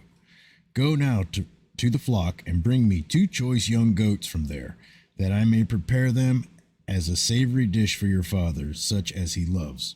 Then you shall bring it to your father, that he may eat, so that he may bless you before his death." Jacob answered his mother Rebekah, "Behold, Esau my brother is a hairy man, and I am a smooth man. Perhaps my father will feel me, then I will be as a deceiver in his sight, and I will bring upon myself a curse and not a blessing." But his mother said to him, Your curse be on me, my son. Only obey my voice and go, get them for me." So he went and got them and brought them to his mother, and his mother made savory food, such as his father loved. Then Rebekah took the best garments of Esau, her elder son, which were with her in the house, and put them on Jacob, her younger son, and then put the skins of the young goats on his hands and on the smooth part of his neck. She also gave the savory food and the bread which she had made to her son Jacob. Then he came to his father and said, "My father," and he said, "Here I am. Who are you, my son?" Jacob said to his father, "I am Esau, your firstborn. I have done as you told me. Get up, please sit and eat of my game, that you may bless me. Isaac said to his son, How is it that you have it so quickly, my son? And he said, Because the Lord your God caused it to happen to me. Then Isaac said to Jacob, Please come close, that I may feel you, my son, whether you are really my son Esau or not. So Jacob came close to Isaac his father, and he felt him and said, The voice is the voice of Jacob, but the hands are the hands of Esau. He did not recognize him, because his hands were hairy like his brother Esau's hands. So he blessed him. And he said, Are you really my son Esau? And he said, I am. So he said, Bring it to me, and I will eat of my son's game, that I may bless you. And he brought it to him, and he ate. He also brought him wine, and he drank. Then his father Isaac said to him, Please come close and kiss me, son. So he came close and kissed him, and when he smelled the smell of his garments, he blessed him and said, See, the smell of my son is like the smell of a field which the Lord has blessed. Now may God give you of the dew of heaven, and of the fatness of the earth, and abundance of grain and new wine. May people serve you, and nations bow down to you. Be master of your brothers, and may your mother's sons bow down to you. Cursed be those who curse you, and blessed be those who bless you. The stolen blessing. Now it came about as soon as Isaac had finished blessing Jacob, and Jacob had hardly gone out from the presence of Isaac, that Esau his brother came in from hunting. Then he also made savory food and brought it to his father, and he said to his father, Let my father arise and eat of his son's game, that you may bless me. Isaac his father said to him, Who are you? And he said, I am your son, your firstborn Esau. Then Isaac trembled violently and said, Who was he then that hunted game and brought it to me, so that I ate all of it before you came, and blessed him? Yes, and he shall be blessed. Man, let me read that again. Then Isaac trembled violently and said, Who was he then that hunted game and brought it to me, so that I ate all of it before you came, and blessed him? Yes, and he shall be blessed. When Esau heard the words of his father, he cried out with exceedingly great and bitter cry, and said to his father, Bless me, even me also, O my father. And he said, Your brother came deceitfully and has taken away your blessing. Then he said, Is he not rightly named Jacob? For he has supplanted me these 2 times. He took away my birthright, and behold, now he has taken away my blessing. And he said, Have you not reserved a blessing for me? But Isaac replied to Esau, Behold, I have made him your master, and all his relatives I have given to him as servants, and with grain and new wine I have sustained him. Now as for you then, what can I do, my son? Esau said to his father, Do you have only one blessing, my father? Bless me, even me also, O my father. So Esau lifted his voice and wept. Then Isaac his father answered and said to him, Behold, away from the fertility of the earth shall be your dwelling, and away from the dew of heaven from above. By your sword you shall live, and by your brother you shall serve. But it comes about when you become restless, that you will break his yoke from your neck. So Esau bore a grudge against Jacob because of the blessing with which his father had blessed him. And Esau said to himself, The days of mourning for my father are near, then I will kill my brother Jacob. Now when the words of her elder son Esau were reported back to Rebekah, she sent and called her younger son Jacob, and said to him, Behold, your brother Esau is consoling himself concerning you by planning to kill you. Now therefore, my son, obey my voice and arise, flee to Haran to my brother Laban.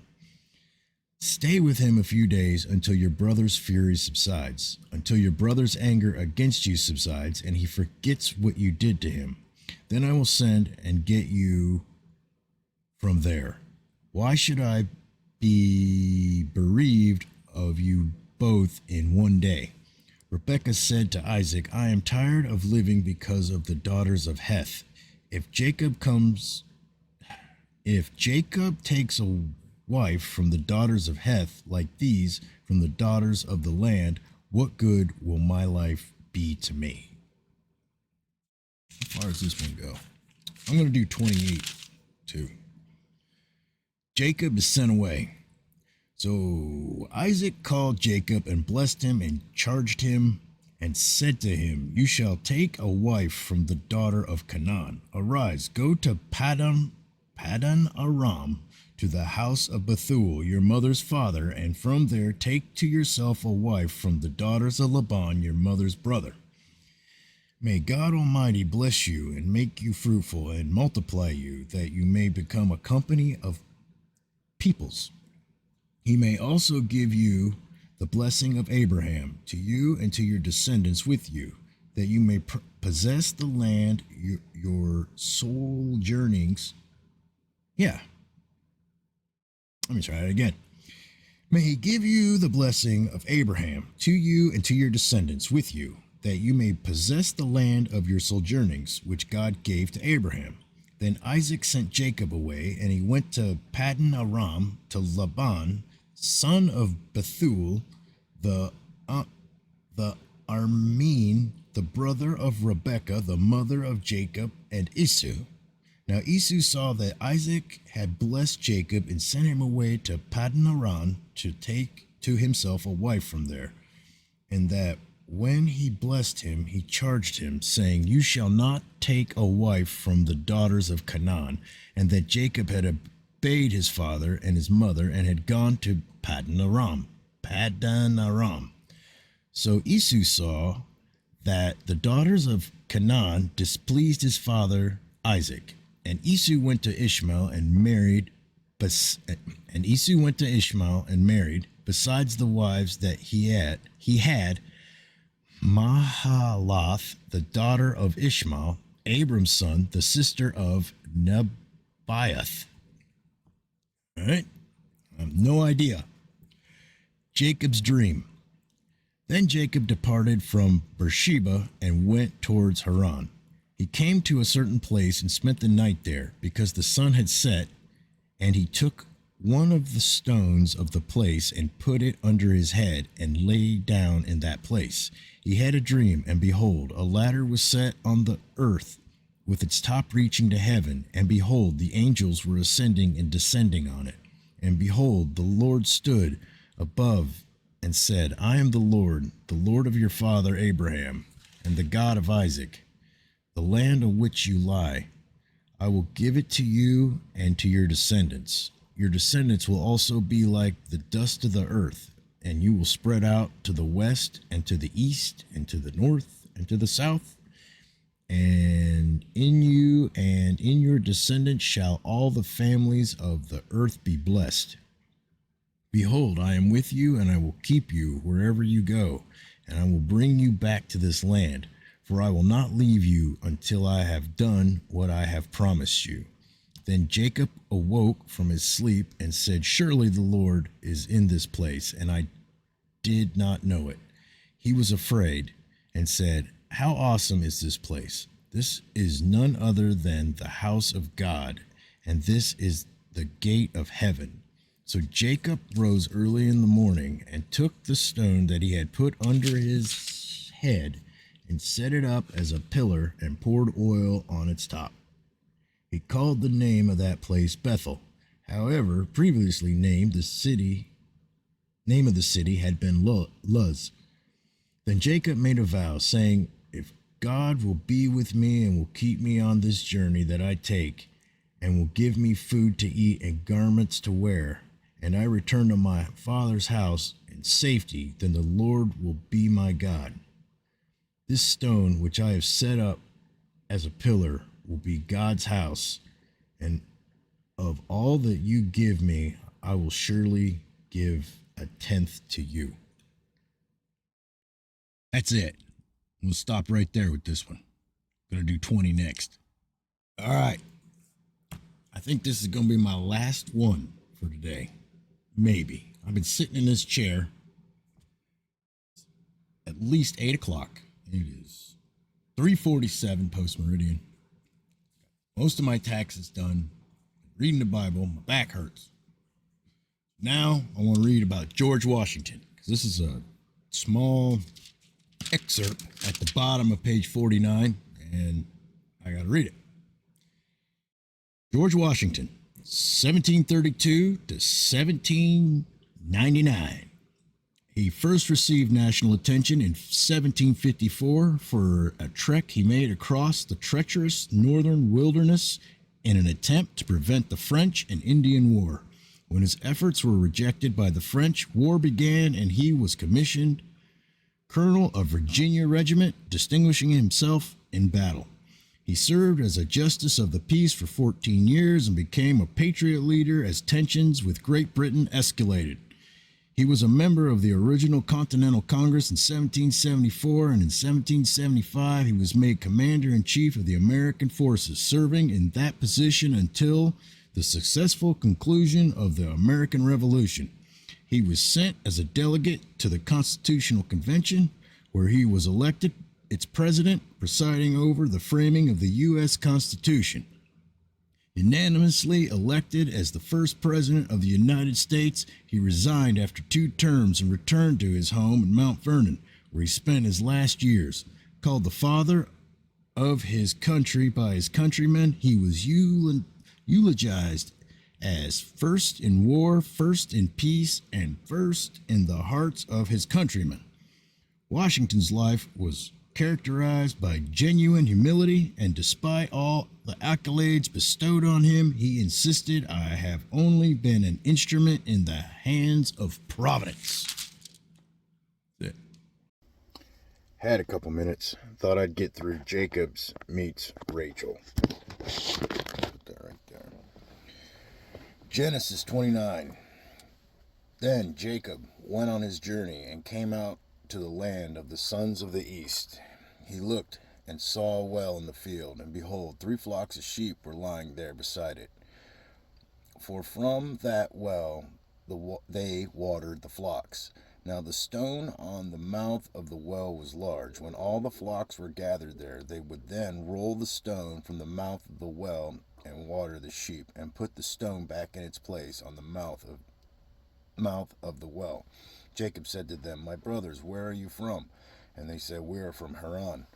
He said to them, "Do you know Laban the son of Nahor?" And they said, "We know him." And he said to them, Is it well with him?" And they said, "It is well, and here is Rachel his daughter coming with the sheep." He said, "Behold, it is still high day. It is still high day. It is not time for the livestock to be gathered. Water the sheep and go pasture them." But they said, "We cannot until all the flocks are gathered and they roll the stone from the mouth of the well. Then we water the sheep." While he was still speaking with them, Rachel came with her father's sheep, for she was a shepherdess. When Jacob saw Rachel, the daughter of Laban, his mother's brother, and the sheep of Laban, his mother's brother, Jacob went up and rolled the stone from the mouth of the well and watered the flock of Laban, his mother's brother. Then Jacob kissed Rachel and lifted his voice and wept. Jacob told Rachel that he was a relative of her father and that he was Rebekah's son, and she ran and told her father. So when Laban heard the news of Jacob, his sister's son, he ran to meet him and embraced him and kissed him and brought him to his house. Then he related to Laban all these things. Laban said to him, "Surely you are my bone and my flesh." And he stayed with him a month. Then Laban said to Jacob, "Because you are my relative, should you therefore serve me for nothing? Tell me, what shall your wages be?" Now Laban had 2 daughters. The name of the older was Leah, the name of the younger was Rachel. And Leah's eyes were weak, but Rachel's was beautiful of form and face. Now Jacob loved Rachel, so he said, I will serve you, and I will serve you 7 years for your daughter Rachel. Laban said, It is better that I give her to you than to give her to another man. Stay with me. So Jacob served 7 years for Rachel, and they seemed to him. So Jacob served 7 years for Rachel, and they seemed to him but a few days because of his love for her. Then Jacob said to Laban's treachery. Genesis 29:21. Then Jacob said to Laban, Give me my wife, for my time is completed, that I may go to her. Laban gathered all the men of the place and made a feast. Now in the evening he took his daughter Leah and brought her to him, and Jacob went to her. Laban also gave his maid Zilpah to his daughter Leah as a maid. So it came about in the morning that behold, it was Leah. And he said, Laban, what is this you have done to me? Was it not for Rachel that I served with you? Why then have you deceived me? But Laban said, It is not the practice in our place to marry off the younger before the firstborn. Complete the week of this one, and we will give you the other also for the service, which you shall serve with me for another 7 years. Jacob did so and completed her week, and he gave him his daughter Rachel as his wife. Laban also gave his maid Bilhah to his daughter Rachel as her maid. So Jacob went to Rachel also, and indeed he loved Rachel more than Leah, and he served with Laban for another 7 years. Now the Lord saw that Leah was unloved, and he opened her womb, but Rachel was barren. Leah conceived and bore a son and named him Reuben. For she said, Because the Lord has seen my affliction, surely now my husband will love me. Then she conceived again and bore a son and said, Because the Lord has heard that I am unloved, he has therefore given me this son also. So she named him Simon. She conceived again and bore a son and said, Now this time my husband will become attached to me because I have borne him 3 sons. Therefore his name is Levi. And she conceived again and bore a son and said, This time I will praise the Lord. Therefore she named him Judah. Then stopped bearing. That's it. Had a little technical difficulty with my monitoring of the audio. It's really low on my end, so hopefully this video is okay. But anyways, Genesis 30. The sons of Jacob. Now when Rachel saw that she bore Jacob no children, she became jealous of her sister. And she said to Jacob, Give me children, or else I die. Then Jacob's anger burned against Rachel, and he said, Am I in the place of God, who has withheld from you the fruit of the womb? She said, Here is my maid Bilhah. Go in to her, that she may bear on my knees, that through her I too may have children. So she gave him her maid as wife, and Jacob went to her. Bilhah conceived and bore Jacob a son. Then Rachel said, God has vindicated me, and has indeed heard my voice, and has given me a son. Therefore she named him Dan. Rachel's maid Bilhah conceived again and bore Jacob a second son. So Rachel said, With mighty wrestlings I have wrestled my sister, and I have indeed prevailed. And she named him Naphtali. When Leah saw that she had stopped bearing, she took her maid Zilpah and gave her to Jacob as a wife. Leah's maid Zilpah bore Jacob a son. Then Leah said, How fortunate! So she named him Gad. Leah's maid Zilpah bore Jacob a second son. Then Leah said, Happy am I, for women will call me happy. So she named him Asher. Now, in the days of wheat harvest, Reuben went and found mandrakes in the field and brought them to his mother Leah. Then Rachel said to Leah, Please give me some of your son's mandrakes. But she said to her, "It is a small matter for you to take my husband, and would you take my son's mandrakes also?" So Rachel said, "Therefore he may lie with you tonight in return for your son's mandrakes." When Jacob came in from the field in the evening, then Leah went out to meet him and said, "You must come in to me, for I have surely hired you with my son's mandrakes." So he lay with her that night. God gave heed to Leah, and she conceived and bore Jacob a fifth son. Then Leah said, "God has given me my wages because I gave my maid to my husband." So she named him Issachar. Leah conceived again and bore a sixth son to Jacob. Then Leah said, "God has endowed me with a good gift. Now my husband will dwell with me because I have borne him six sons." So she named him Zebulun. Afterwards, she bore a daughter and named her Dinah. Then God remembered Rachel, and God gave heed to her and opened her womb. So she conceived and bore a son and said, "God has taken away my reproach." She named him Joseph, saying, "May the Lord give me another son." Jacob prospers. Now it came about when Rachel had borne Joseph that Jacob said to Laban, "Send me away, that I may go to my own place and to my own country. Give me my wives and my children, for whom I have served you, and let me depart. For you yourself know my service which I have rendered you." But Laban said to him, If it now pleases you, stay with me. I have divined that the Lord has blessed me on your account." He continued, "Name me your wages, and I will give it." But he said to him, "You yourself know how I have served you, and how your cattle have fared with me. For you had little before I came, and it has increased in multitude, and the Lord has blessed you wherever I turned. But now, when shall I provide for my own household also?" So he said, "What shall I give you?" And Jacob said, "You shall not give me anything. If you will do this one thing for me, I will again pasture and keep your flocks.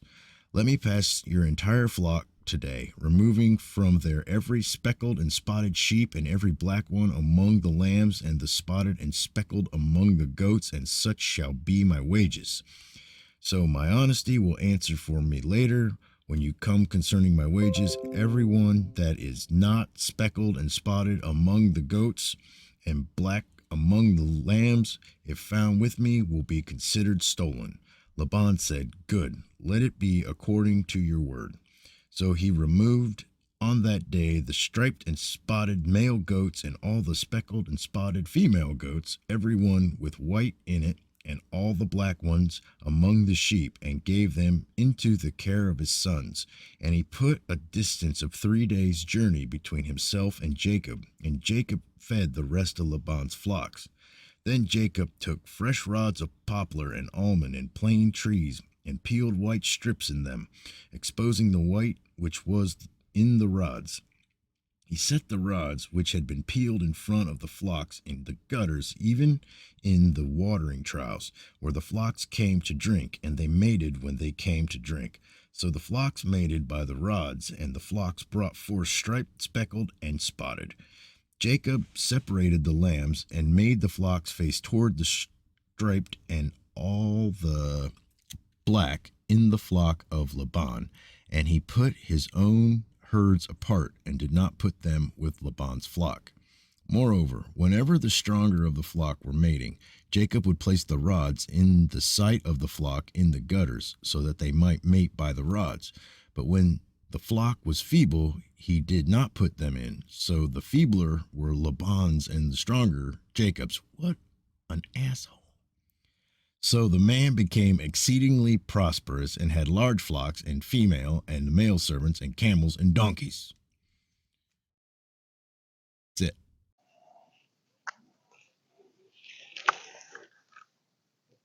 it. Well, I finally made it out here. You people are going to see me in different areas during all this.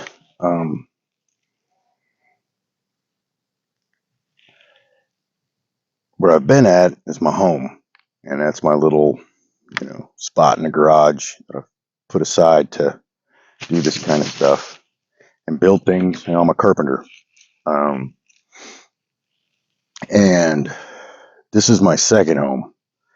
It's dark out. It's completely dark out. I got here at 9 o'clock. No, 9:30, and it was pitch black.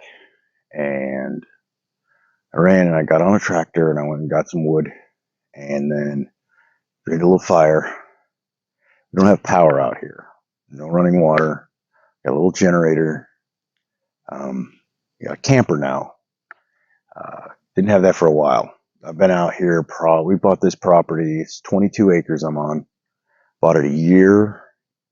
It'll be a year in August because I've been out here every weekend since then, and started in a tent. I'd go home with like 12, 14 ticks. Oh, it goes from ticks, then it goes to stink bugs, then it goes to ladybugs. It's amazing.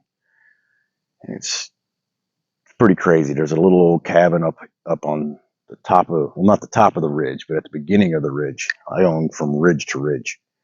And yeah, and it was dilapidated.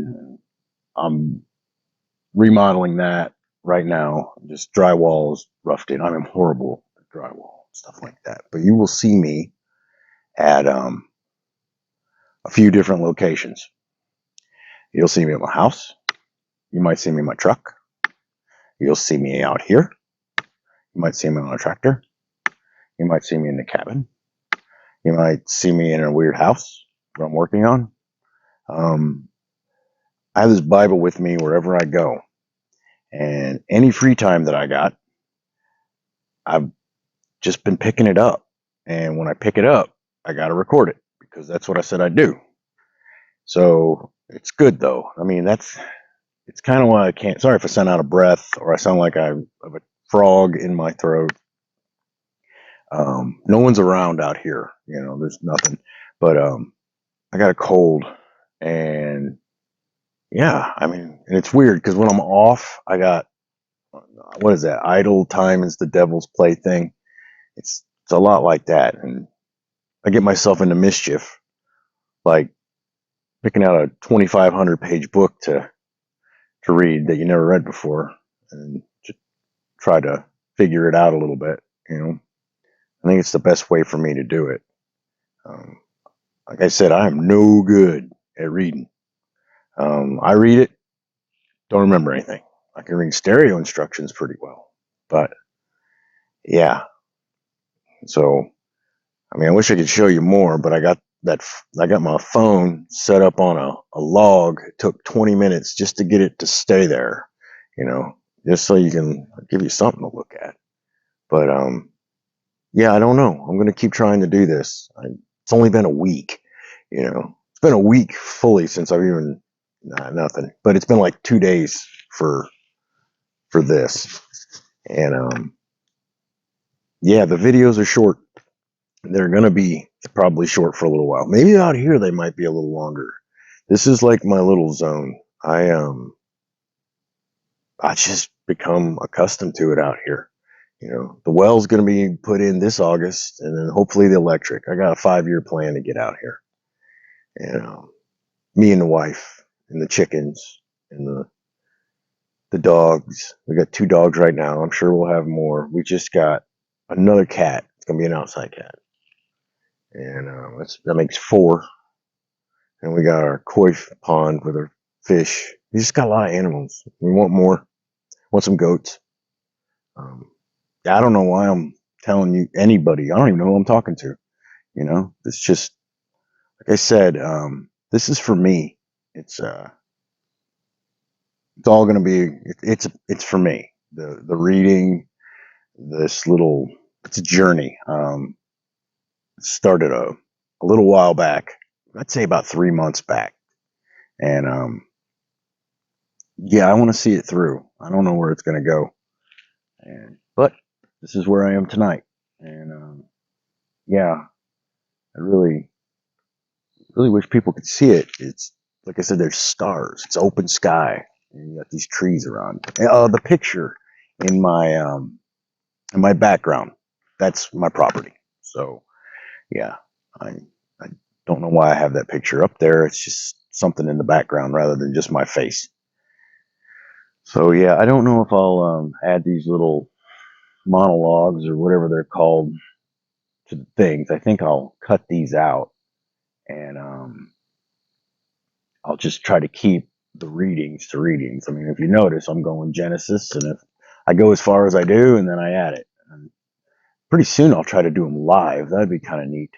Um, yeah, I don't know why. Like I said, it's not like I'm looking to talk to anybody.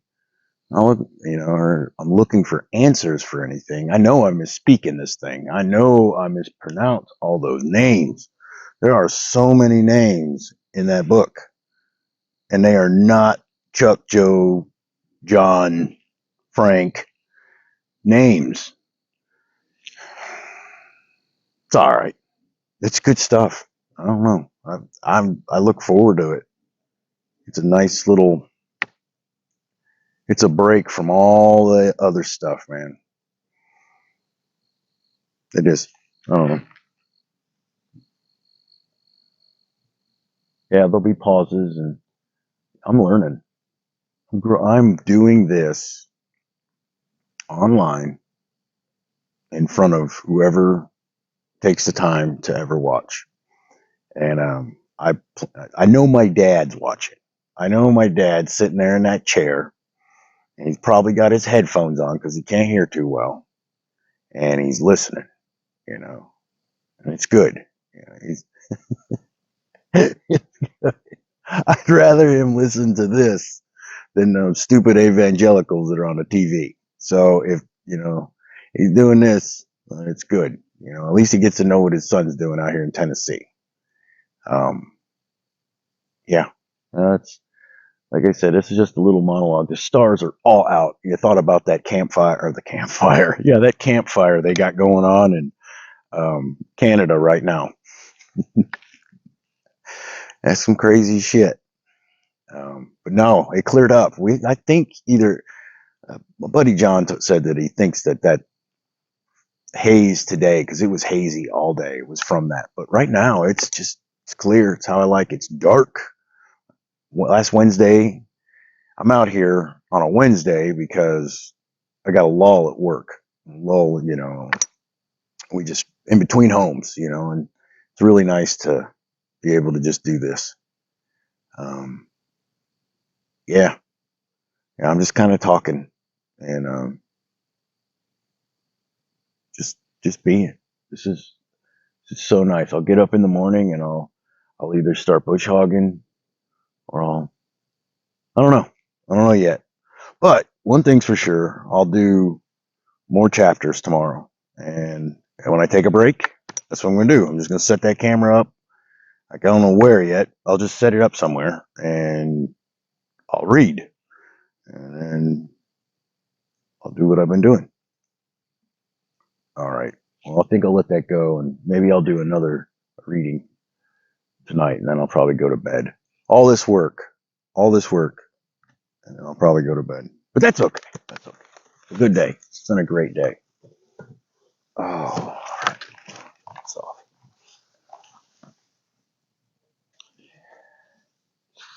I think I got through Genesis 30 last time. And so now, the way this book is laid out, you got your chapters, and then, like, I'm on chapter 31. The name of that one is Jacob Leaves Secretly for Canaan. But then I'll come down here, and I don't know what that's called. So it'd be chapter 31, verse 22, I guess. And it looks like it's a start of a new thing, because it's called Laban Pursues Jacob. It's in, brighter colors. So I don't know how I should do that, if I should pause there or just keep reading, but it's kind of weird because you don't know that it's starting a new story. So maybe I'll just say Laban Pursues Jacob. I want to say episode 22, but it's not. Okay. Jacob leaves secretly for Canaan. 31. Now Jacob heard the words of Laban's sons, saying, Jacob has taken away all that was our father's, and from what belonged to our father he has made all this wealth. Jacob saw the attitude of Laban, and behold, it was not friendly toward him as formerly. Then the Lord said to Jacob, Return to the land of your fathers and to your relatives, and I will be with you. So Jacob sent and called for Rachel and Leah to his flock in the field, and said to them, I see your father's attitude, that is not friendly towards me as formerly, but the God of my father has been with me. You know that I have served your father with all my strength. Yet your father has cheated me and changed my wages 10 times. However, God did not allow him to hurt me. If he spoke thus, the speckled shall be your wages. Then all the flock brought forth speckled. And if he spoke thus, the stripe shall be your wages. Then all the flock brought forth stripe. Thus God has taken away your father's livestock and given them to me. And it came about at the time when the flock were mating, that I lifted up my eyes, and I saw in a dream, and behold, the male goats which were mating were striped, speckled, and mottled. Then the angel of God said to me in the dream, Jacob. And I said, Here I am. He said, Lift up your eyes now and see that all the male goats which are mating are striped, speckled, and mottled. For I have seen all that Laban has been doing to you. I am the God of Bethel, where you anointed a pillar, where you made a vow to me. Now arise, leave this land, and return to the land of your birth.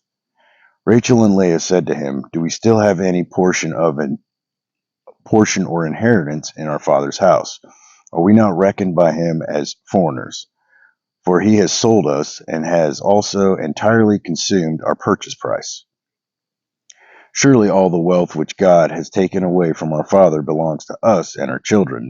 Now then, do whatever God has said to you.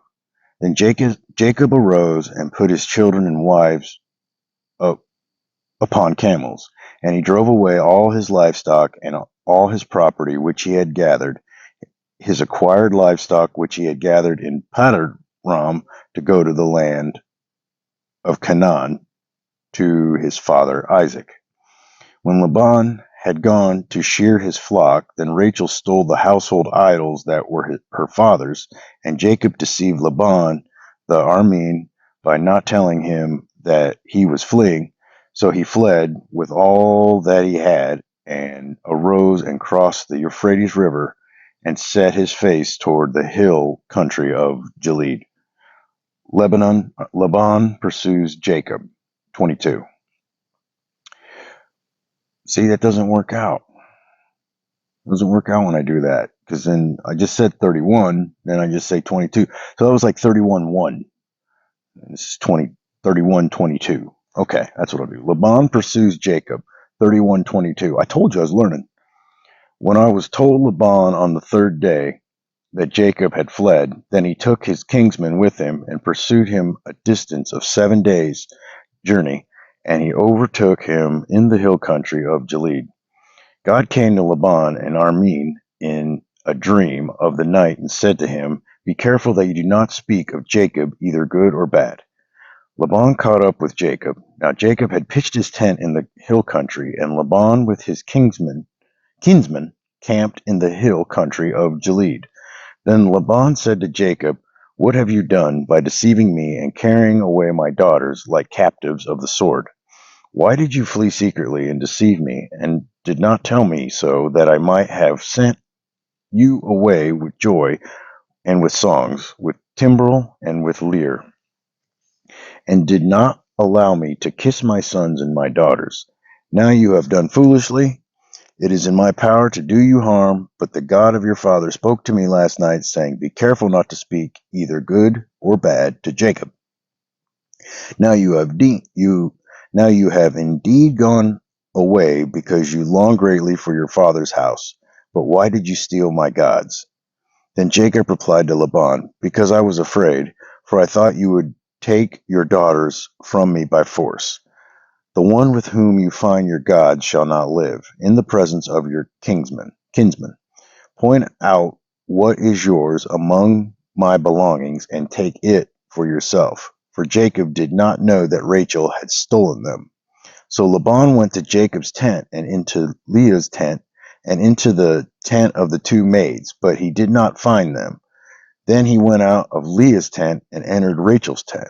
Now Rachel had taken the household idols and put them in the camel's saddle, and she sat on them. And Laban felt through all the tent, but did not find them. And she said to her father, Let not my lord be angry that I cannot rise before you, for the manner of women is upon me. So he searched, but did not find the household idols. Then Jacob became angry and contended with Laban. And Jacob said to Laban, What is my transgression? What is my sin that you have hotly pursued me? Though you have felt through all my goods, though you have felt through all my goods, what have you found of all your household goods? Man, I can't read that one like that.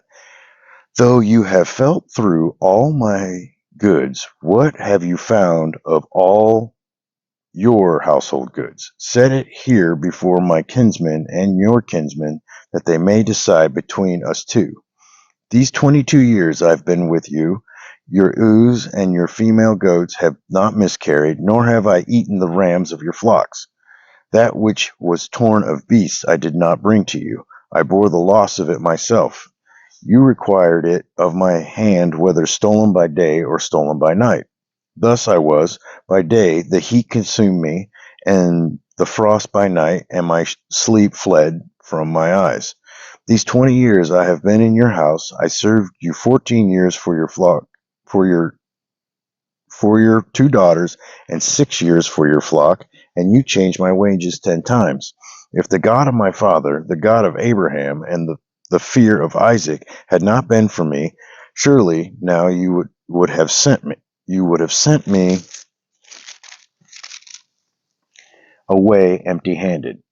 God has seen my affliction and the toil of my hands, so he has rendered judgment last night. The covenant of Mizpah, Genesis 31:43. Then Laban replied to Jacob, The daughters of my daughters, and the children are my children, and the flocks are my flocks, and all that you see is mine. But what can I do this day to these my daughters, or to their son whom they have borne? So now come, let us make a covenant, you and I, and let it be witness between you and me. Then Jacob took a stone and set it up as a pillar. Jacob said to his kinsmen, Gather stones. So they took stones and made a heap, and they ate there by the heap. Now Laban called it Jagar Sahaduthra, but Jacob called it Gilead. Good. Laban said, This heap is a witness between you and me this day. Therefore it was named Gilead. In Mizpah, for he said, May the Lord watch between you and me when we are absent one from the other. If you mistreat my daughters, or if you take wives besides my daughters, although no man is with us, see, God is witness between you and me. Laban said to Jacob, Behold this heap, and behold the pillar which I have set between you and me. This heap is a witness, and the pillar is a witness, that I will not pass by this heap to you for harm, and you will not pass by this heap and this pillar to me for harm. The God of Abraham and the God of Nahor, the God of their father, judge between us. So Jacob swore by the fear of his father Isaac. Then Jacob offered a sacrifice on the mountain, and called his kinsmen to meal, and they ate the meal and spent the night on the mountain. Early in the morning Laban arose and kissed his sons and daughters and blessed them. Then Laban departed and returned to his place. That's it.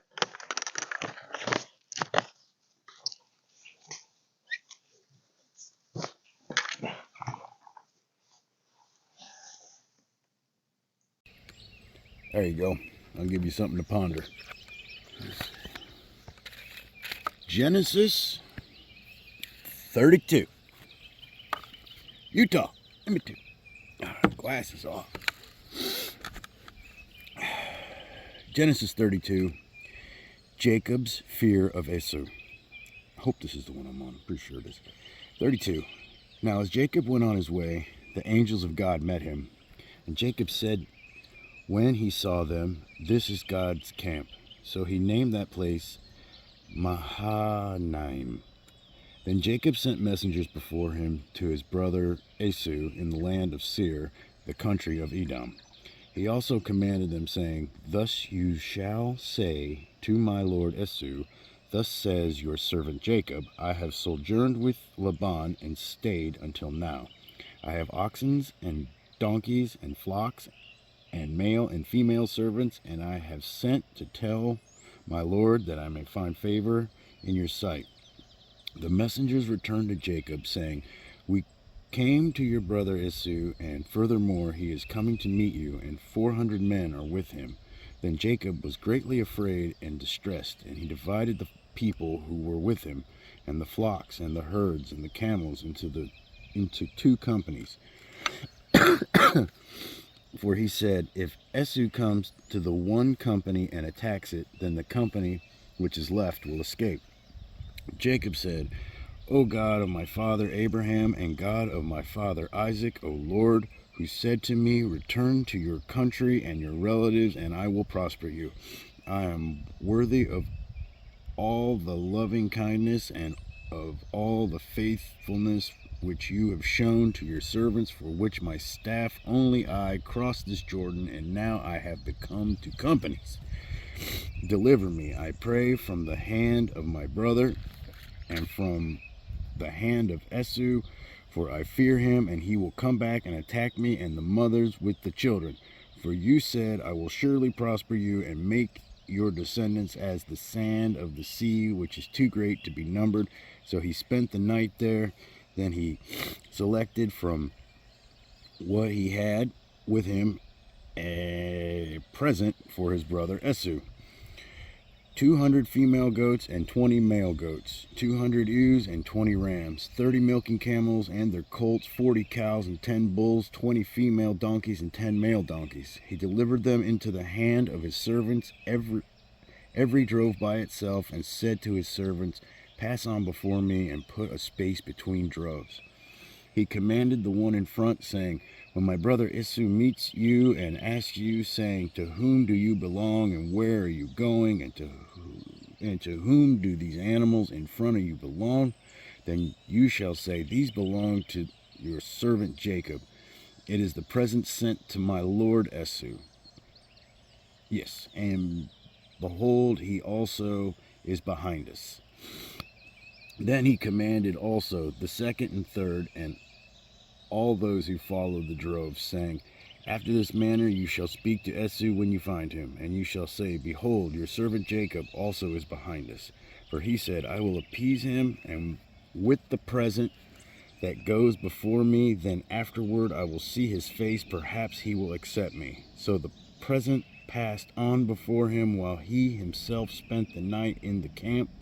Now he arose that same night and took his 2 wives and his 2 maids and his 11 children, and crossed the ford of the Jabbok. He took them and sent them across the stream, and he sent across whatever he had. Genesis 32:24. Jacob wrestles. Then Jacob was left alone, and a man wrestled with him until daybreak. When he saw that he had not prevailed against him, he touched the socket of his thigh, so that the socket of Jacob's thigh was dislocated while he wrestled him. Then he said, let me go, for the dawn is breaking. But he said, I will not let you go unless you bless me. So he has said to him, what is your name? And he said, Jacob. He said, your name shall no longer be Jacob, but Israel. For you have striven with God and with men, and have prevailed. And Jacob asked him and said, please tell me your name. But he said, why is it that you ask my name? And he blessed him there. So Jacob named the place Peniel, for he said, or is it Peniel? Looks like Peniel. Peniel, for he said, I have seen God's face to face, yet my life has been preserved. Now the sun rose upon him just as he crossed over Penuel, and he was limping on his thigh. Therefore, to this day the sons of Israel do not eat the sinew of the hip which is on the socket of the thigh, because he touched the socket of Jacob's thigh in the sinew of the hip. I did not know that. That's it. All right. Genesis 33. Jacob meets Esau. Then Jacob lifted his eyes and looked, and behold, Esau was coming, and 400 men with him. So he divided the children among Leah and Rachel and the 2 maids. He put the maids and their children in front, and Leah and her 6 children in her. He put the maids and their children in front, and Leah and her children next, and Rachel and Joseph last. But he himself passed on ahead of them and bowed down to the ground 7 times, until he came near to his brother. Then Esau ran to meet him and embraced him, and fell on his neck and kissed him, and they wept. He lifted his eyes and saw the woman and the children, and said, "Who are these with you?" So he said, "The children whom God has graciously given your servant." Then the maids came near with their children, and they bowed down. Leah likewise came near with her children, and they bowed down. And afterwards Joseph came near with Rachel, and they bowed down. And he said, "What do you mean by all this company which I have met?" And he said, "To find favor in the sight of my Lord." But Esau said, "I have plenty, my brother. Let what you have be your own." Jacob said, "No, please, if now I have found favor in your sight, then take my present from my hand, for I see your face as one sees the face of God, and you have received me favorably. Please take my gift which has been brought to you, because God has dealt graciously with me, and because I have plenty." Thus he urged him, and he took it. Then Esau said, "Let us take our journey and go, and I will go before you." But he said to him, "My Lord knows that the children are frail, and the flocks and the herds which are nursing are a care to me. And if they are driven hard one day, all the flocks will die. Please let my Lord pass on before his servant, and I will proceed at my leisure, according to the pace of the cattle that are before me, and according to the pace of the children, until I come to my Lord at Seir." Esau said, "Please let me leave with you some of the people who are with me." But he said, "What need is there? Let me find favor in the sight of my Lord." So Esau returned that day on his way to Seir. Jacob journeyed to Succoth and built for himself a house and made booths for his livestock. Therefore the place is named Succoth. Genesis 33:18. Jacob settles in Shechem. Now Jacob came safely to the city of Shechem, which is in the land of Canaan, when he came from Paddan Aram, and camped before the city. He bought the piece of land where he had pitched his tent from the hand of the sons of Hamor,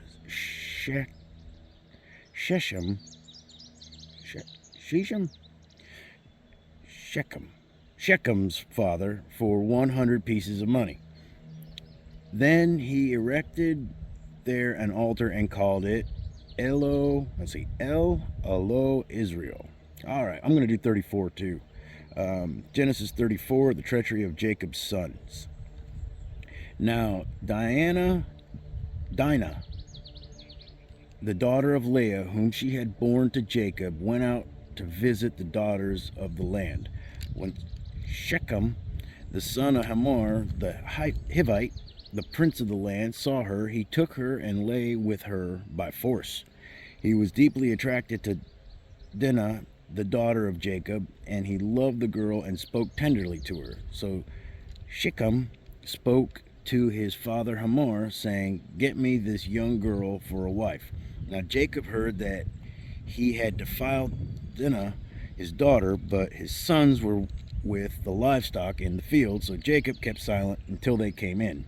Then Hamor, the father of Shechem, went out to Jacob to speak with him. Now the sons of Jacob came in from the field when they heard it, and the men were grieved, and they were very angry because he had done a disgraceful thing in Israel by lying with Jacob's daughter, for such a thing ought not to be done. But Hamor spoke with them, saying, The soul of my son Shechem longs for your daughter. Please give her to him in marriage. Intermarry with us, give your daughters to us, and take our daughters for yourselves. Thus you shall live with us, and the land shall be open for you. Live and trade in it, and acquire property in it. Shechem also said to her father and to her brothers, If I find favor in your sight, then I will give whatever you say to me. Ask me ever too much bridal payment and gift, and I will give according as you say to me. But give me the girl in marriage. But Jacob's sons answered Shechem and his father Hamor with deceit, because he had defiled Dinah, their sister. They said to them, We cannot do this thing, to give our sisters to one who is circumcised, for that would be a disgrace to us. Only on this condition will we consent to you. If you will become like us in that every male of you be circumcised, then we will give our daughters to you, and we will take your daughters for ourselves, and we will live with you and become one people. But if you will not listen to us to be circumcised, then we will take our daughter and go. Now their words seemed reasonable to Hamor and Shechem, Hamor's son. The young man did not delay to do the thing, because he was delighted that Jacob's daughter. Now he was more respected than all the household of his father. Now Hamor and his son Shechem came to the gate of their city and spoke to the men of their city, saying, These men are friendly with us, therefore let them live in the land and trade in it. For behold, the land is large enough for them. Let us take their daughters in marriage and give our daughters to them. Only on this condition will the men consent to us to live with us, to become one people, that every male among us be circumcised as they are circumcised. Will not their livestock and their property and all their animals be ours? Only let us consent to them, and they will live with us. All who went out of the gate of his city listened to Hamor and to his son Shechem, and every male was circumcised, all who went out of the gate of his city. Now it came about on the third day, when they were in pain, that two of Jacob's sons, Simon and Levi, Dinah's brothers, each took his sword and came upon the city unawares and killed every male. They killed Hamor and his son Shechem with the edge of the sword, and took Dinah from Shechem's house and went forth.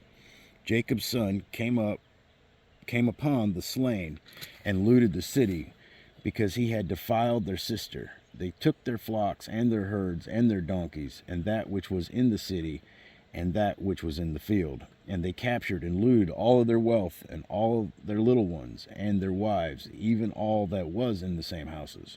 Then Jacob said to Simon and Levi, You have brought trouble on me by making me odious among the inhabitants of the land, among the Canaanites and the Perizzites, and men being few in number, they will gather together against me and attack me, and I will be destroyed, I and my household. But they said, Should he treat our sisters as a harlot? That's it. All right, Genesis 35. Jacob moves to Bethel. Then God said to Jacob, Arise, go up to Bethel and live there, and make an altar there to God, who appeared to you when you fled from your brother Esau. So Jacob said to his household and all who were with him, Put away the foreign gods which are among you, and purify yourselves, and change your garments. And let us arise and go up to Bethel, and I will make an altar there to God, who answered me in the day of my distress, and has been with me wherever I have gone. So they gave to Jacob all the foreign gods which they had, and the rings which were in their ears, and Jacob hid them under the oak which was near Shechem. And they journeyed there, and as they journeyed, there was a great terror upon the cities which were around them, and they did not pursue the sons of Jacob. So Jacob came to Luz, that is Bethel, which is in the land of Canaan, he and all the people who were with him, He built an altar there, and called the place El Bethel, because their God had revealed himself to him when he fled from his brother. Now Deborah, Rebekah's nurse, died, and she was buried below Bethel under the oak. It was named Allon Bakuth. Genesis 35:9. Jacob is named Israel. Then God appeared to Jacob again when he came from Padan Aram, and he blessed him. God said to him, "Your name is Jacob. You shall no longer be called Jacob, but Israel shall be your name." Thus he called him Israel. God also said to him, "I am God Almighty. Be fruitful and multiply. A nation and a company of nations shall come to you, and kings shall come forth to you. The land which I gave Abraham and Isaac, I will give to you, and I will give the land to your descendants after you." Then God went up from him in the place where he had spoken with him. Jacob set up a pillar in the place where he had spoken with him, a pillar of stone, and he poured out a drink, offering it. He also poured oil on it. So Jacob named the place where God had spoken with him Bethel. Then they journeyed from Bethel, and when there was still some distance to go to Ephrath, Rachel began to give birth, and she suffered severe labor. When she was in severe labor, the midwife said to her, "Do not fear, for now you have another son." It came about as her soul was departing, for she died, that she named him Ben-Oni, but his father called him Benjamin. So Rachel died and was buried on the way to Ephrath, that is Bethlehem. Jacob set up a pillar over her grave, that is the pillar of Rachel's grave to this day. Then Israel journeyed on and pitched his tent beyond the tower of Eder. It came about while Israel was dwelling in the land that Reuben went and lay with Bilhah, his father's concubine, and Israel heard of it. Genesis 35:23, the sons of Israel.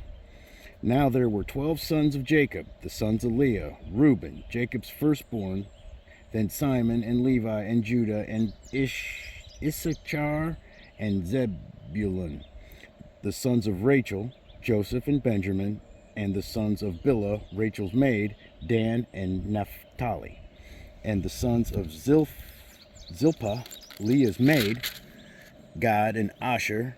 These are the sons of Jacob who were born to him in Padan Aram.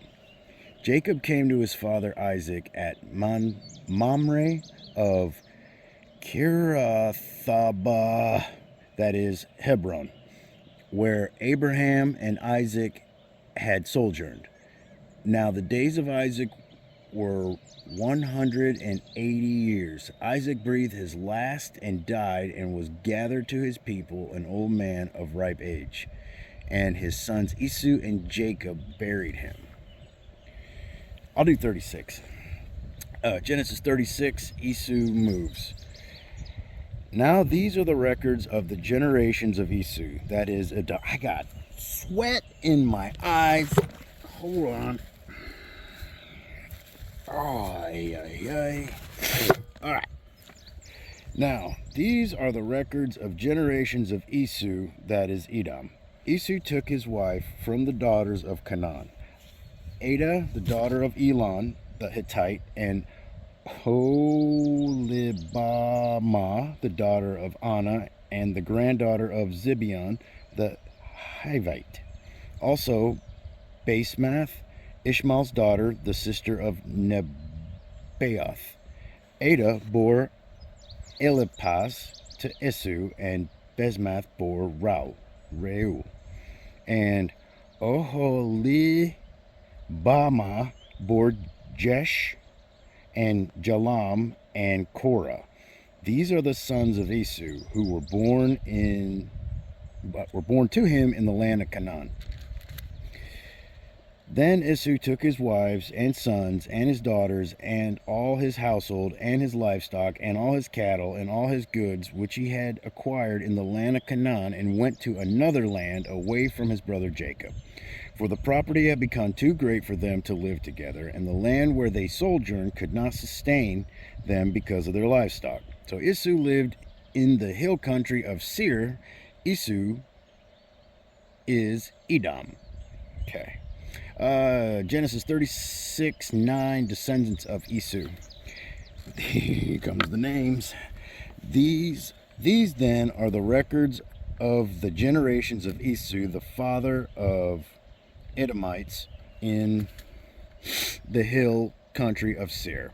Their names, these are the names of Esau's sons: Eliphaz, the son of Esau's wife Adah; Reuel, the son of Esau's wife Basemath. The sons of Eliphaz were Teman, Omar, Zepho, and Gatam, and Kenaz. Timnah was the concubine of Esau's son Eliphaz, and she bore Amalek to Eliphaz. These are the sons of Esau's wife Adah. These are the sons of Esau's son. These are the sons of Reuel, Nahath and Zerah, Shammah and Mizah. These were the sons of Esau's wife Basemath. Okay. These were the sons of Esau's wife Oholibamah, the daughter of Anah and the granddaughter of Zibeon. She bore Esau, Jush, and Jalam, and Korah. These are the chiefs of the sons of Esau. The sons of Eliphaz, the firstborn of Esau, are Chief Teman, Chief Omar, Chief Zepho, Chief Kenaz, Chief Korah, Chief Gatam, Chief Amalek. These are the chiefs descended from Eliphaz in the land of Edom. These are the sons of Adah. These are the sons of Reuel, Esau's son: Chief Nahath, Chief Zarha, Chief Shammah, Chief Mizah. These are the chiefs descended from Reuel in the land of Edom. These are the sons of Esau's wife Basemath. These are the sons of Esau's wife Oholibamah: Chief Jush, Chief Jalam, Chief Korah. These are the chief descendants of Esau's wife Oholibamah, the daughter of Anah. These are the sons of Esau, that is Edom, and these are their chiefs. These are the sons of Seir the Horite, the inhabitants of the land: Lotan and Shobal, and Zibeon and Anah, and Dishon, and Ezer, and Dishan. These are the chiefs descended from the Horites, the sons of Seir, in the land of Edom. The sons of Lotan were Hori and Hemam. The Lotan's sister was Timnah. These are the sons of Shobal: Alvan and Manahath and Ebal, Shepo and Onam. These are the sons of Zibeon: Aiah and Anah. He is the Anah who found the hot springs in the wilderness where he was pasturing the donkeys of his father Zibeon. These are the children of Anah: Dishon and Oholibamah, the daughters of Anah. These are the sons of Dishon: Hemdan and Ishban and Ithran and Sheran. These are the sons of Ezer: Bilhan and Zavan and Akan. These are the sons of Dishon: Uz and Aran. These are the chief descendants from the Horites: Chief Lotan, Chief Shobal, Chief Zibeon, Chief Anah, Chief Dishon, Chief Ezer, Chief Dishan. There's Dishan and Dishan. These are the chiefs descended from the Horites according to their various chiefs in the land of Seir. Now these are the kings who reigned in the land of Edom before any king reigned over the sons of Israel. Bela, the son of Beor, reigned in Edom, and the name of his city was Dinhaba. Then Bela died, and Jobab, the son of Zerah and Bozrah, became king in his place. Then Jacob died, and Husham of the land of the Temanites became king in his place. Then Husham died, and Hadad, the son of Badad, was defeated, who defeated Midian in the field of Moab, became king in his place, and the name of his city was Avith. Then Hadad died, and Samlah of Masrika became king in his place. Then Samlah died, and Shaul of Rehoboth on the Euphrates River became king in his place.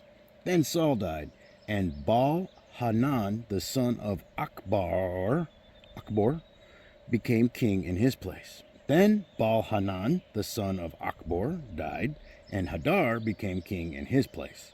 And the name of his city was Pau, and his wife's name was Mehetabo.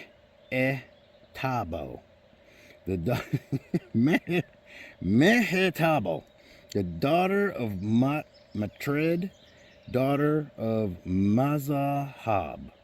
Now these are the names of the chiefs' descendants from Isu, according to their families and their localities, by their names: Chief Timnah, Chief Alva, Chief Zetheth, Chief Oholibama, Chief Allah, Chief Penon, Chief Kenaz, Chief Temman, Chief Mabzer, Chief Magdiel, Chief Iram. These are the chiefs of Edom, that is, Isu, the father of the Edomites, according to their habitations in the land of their possession. That's it. All right, here we go. Genesis 37, Joseph's dream. Now Jacob lived in the land where his father had sojourned, in the land of Canaan. These are the records of the generations of Jacob. Great. Joseph, when 17 years of age, was pasturing the flock with his brothers while he was still a youth, along with the sons of Bilhah and the sons of Zilpah and his father's wives. And Joseph brought back a bad report about them to their father. Now Israel loved Joseph more than all his sons, because he was... Let me put my glasses back on. Shoot. There we go. Now Israel loved Joseph more than all his sons, because he was the son of his old age, and he made him a vari-colored tunic. His brothers saw that their father loved him more than all his brothers, and so they hated him and could not speak to him on friendly terms. Then Joseph had a dream, and when he told it to his brothers, they hated him even more. He said to them, "Please listen to this dream which I had. For behold, we were binding sheaves in the field, and lo, my sheaf rose up and also stood erect, and behold, your sheaves gathered around and bowed down to my sheaf." Then his brothers said to him, "Are you actually going to reign over us, or are you really going to rule over us?" So they hated him even more for his dreams and for his words. Now, he had still another dream, and related it to his brothers, and said, "Lo, I have had still another dream, and behold, the sun and the moon and 11 stars were bowing down to me." He related it to his father and to his brother, and his father rebuked him and said to him, "What is this dream that you have had? Shall I and your mother and your brothers actually come to bow ourselves down before you to the ground?" His brothers were jealous of him, but his father kept the saying in mind. Then his brothers went to the pasture their father's flock in Shechem. Israel said to Joseph, "Are you not the brothers pasture the flock in Shechem? Come, and I will send you to them." And he said to him, "I will go." Then he said to him, "Go now and see about the welfare of your brothers, and the welfare of the flock and bring word back to me. So he sent him from the valley of Hebron, and he came to Shechem. A man found him, and behold, he was wandering in the field, and the man asked him, "What are you looking for?" He said, "I'm looking for my brothers. Please tell me where they are pasturing the flock." Then the man said, "They have moved from here, for I heard them say, 'Let us go to Dothan.'" So Joseph went after his brothers and found them at Dothan. Genesis 37:18, the plot against Joseph. When they saw him from a distance and before he came close to them, they plotted against him to put him to death. They said to one another, "Here comes this dreamer. Now then, come and let us kill him and throw him into one of the pits, and we will say a wild beast devoured him. Then let us see what will become of his dreams." But Reuben heard this and rescued him out of their hands and said, "Let us not take his life." Reuben further said to them, "Shed no blood, throw him into this pit that is in the wilderness, but do not lay hands on him, that he might rescue him out of their hands to restore him to his father." I got to read that again. It made absolutely no sense. Shed no blood. Throw him into this pit that is in the wilderness, but do not lay hands on him, that he might rescue him out of their hands to restore him to his father. So it came about when Joseph reached his brothers, and they stripped Joseph of his tunic, the varicolored tunic that was on him, and they took him and threw him into the pit. Now the pit was empty, without any water in it. Then they sat down to eat a meal. And as they raised their eyes and looked, behold, a caravan of Ishmaelites was coming from Gilead, with their camels bearing aromatic gum and balm and myrrh on their way to bring them down to Egypt. Judah said to his brothers, "What profit is it for us to kill our brother and cover up his blood? Come and let us sell him to the Ishmaelites and not lay our hands on him, for he is our brother, our own flesh," and his brothers listened to him. Then some midnight traders passed by, so they pulled him up and lifted Joseph out of the pit and sold him to the Ishmaelites for 20 shekels of silver. Thus they brought Joseph into Egypt. Now Reuben returned to the pit, and behold, Joseph was not in the pit, so he tore his garments. He returned to his brothers and said, The boy is not there. As for me, where am I to go?" So they took Joseph's tunic and slaughtered the male goat and dipped the tunic in the blood. And they sent the varicolored tunic and brought it to their father and said, "We found this. Please examine it and see whether it is your son's tunic or not." Then he examined it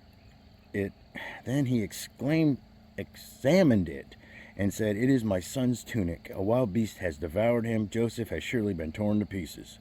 So Jacob tore his clothes and put a sackcloth on his loins and mourned for his son many days. Then all his sons and all his daughters arose to comfort him, but he refused to be comforted. And he said, "Surely I will go down to Sheol in the morning for my son." So his father wept for him. Meanwhile, the Midianites sold him in Egypt to Potiphar, Pharaoh's officer, the captain of the bodyguard. That's it.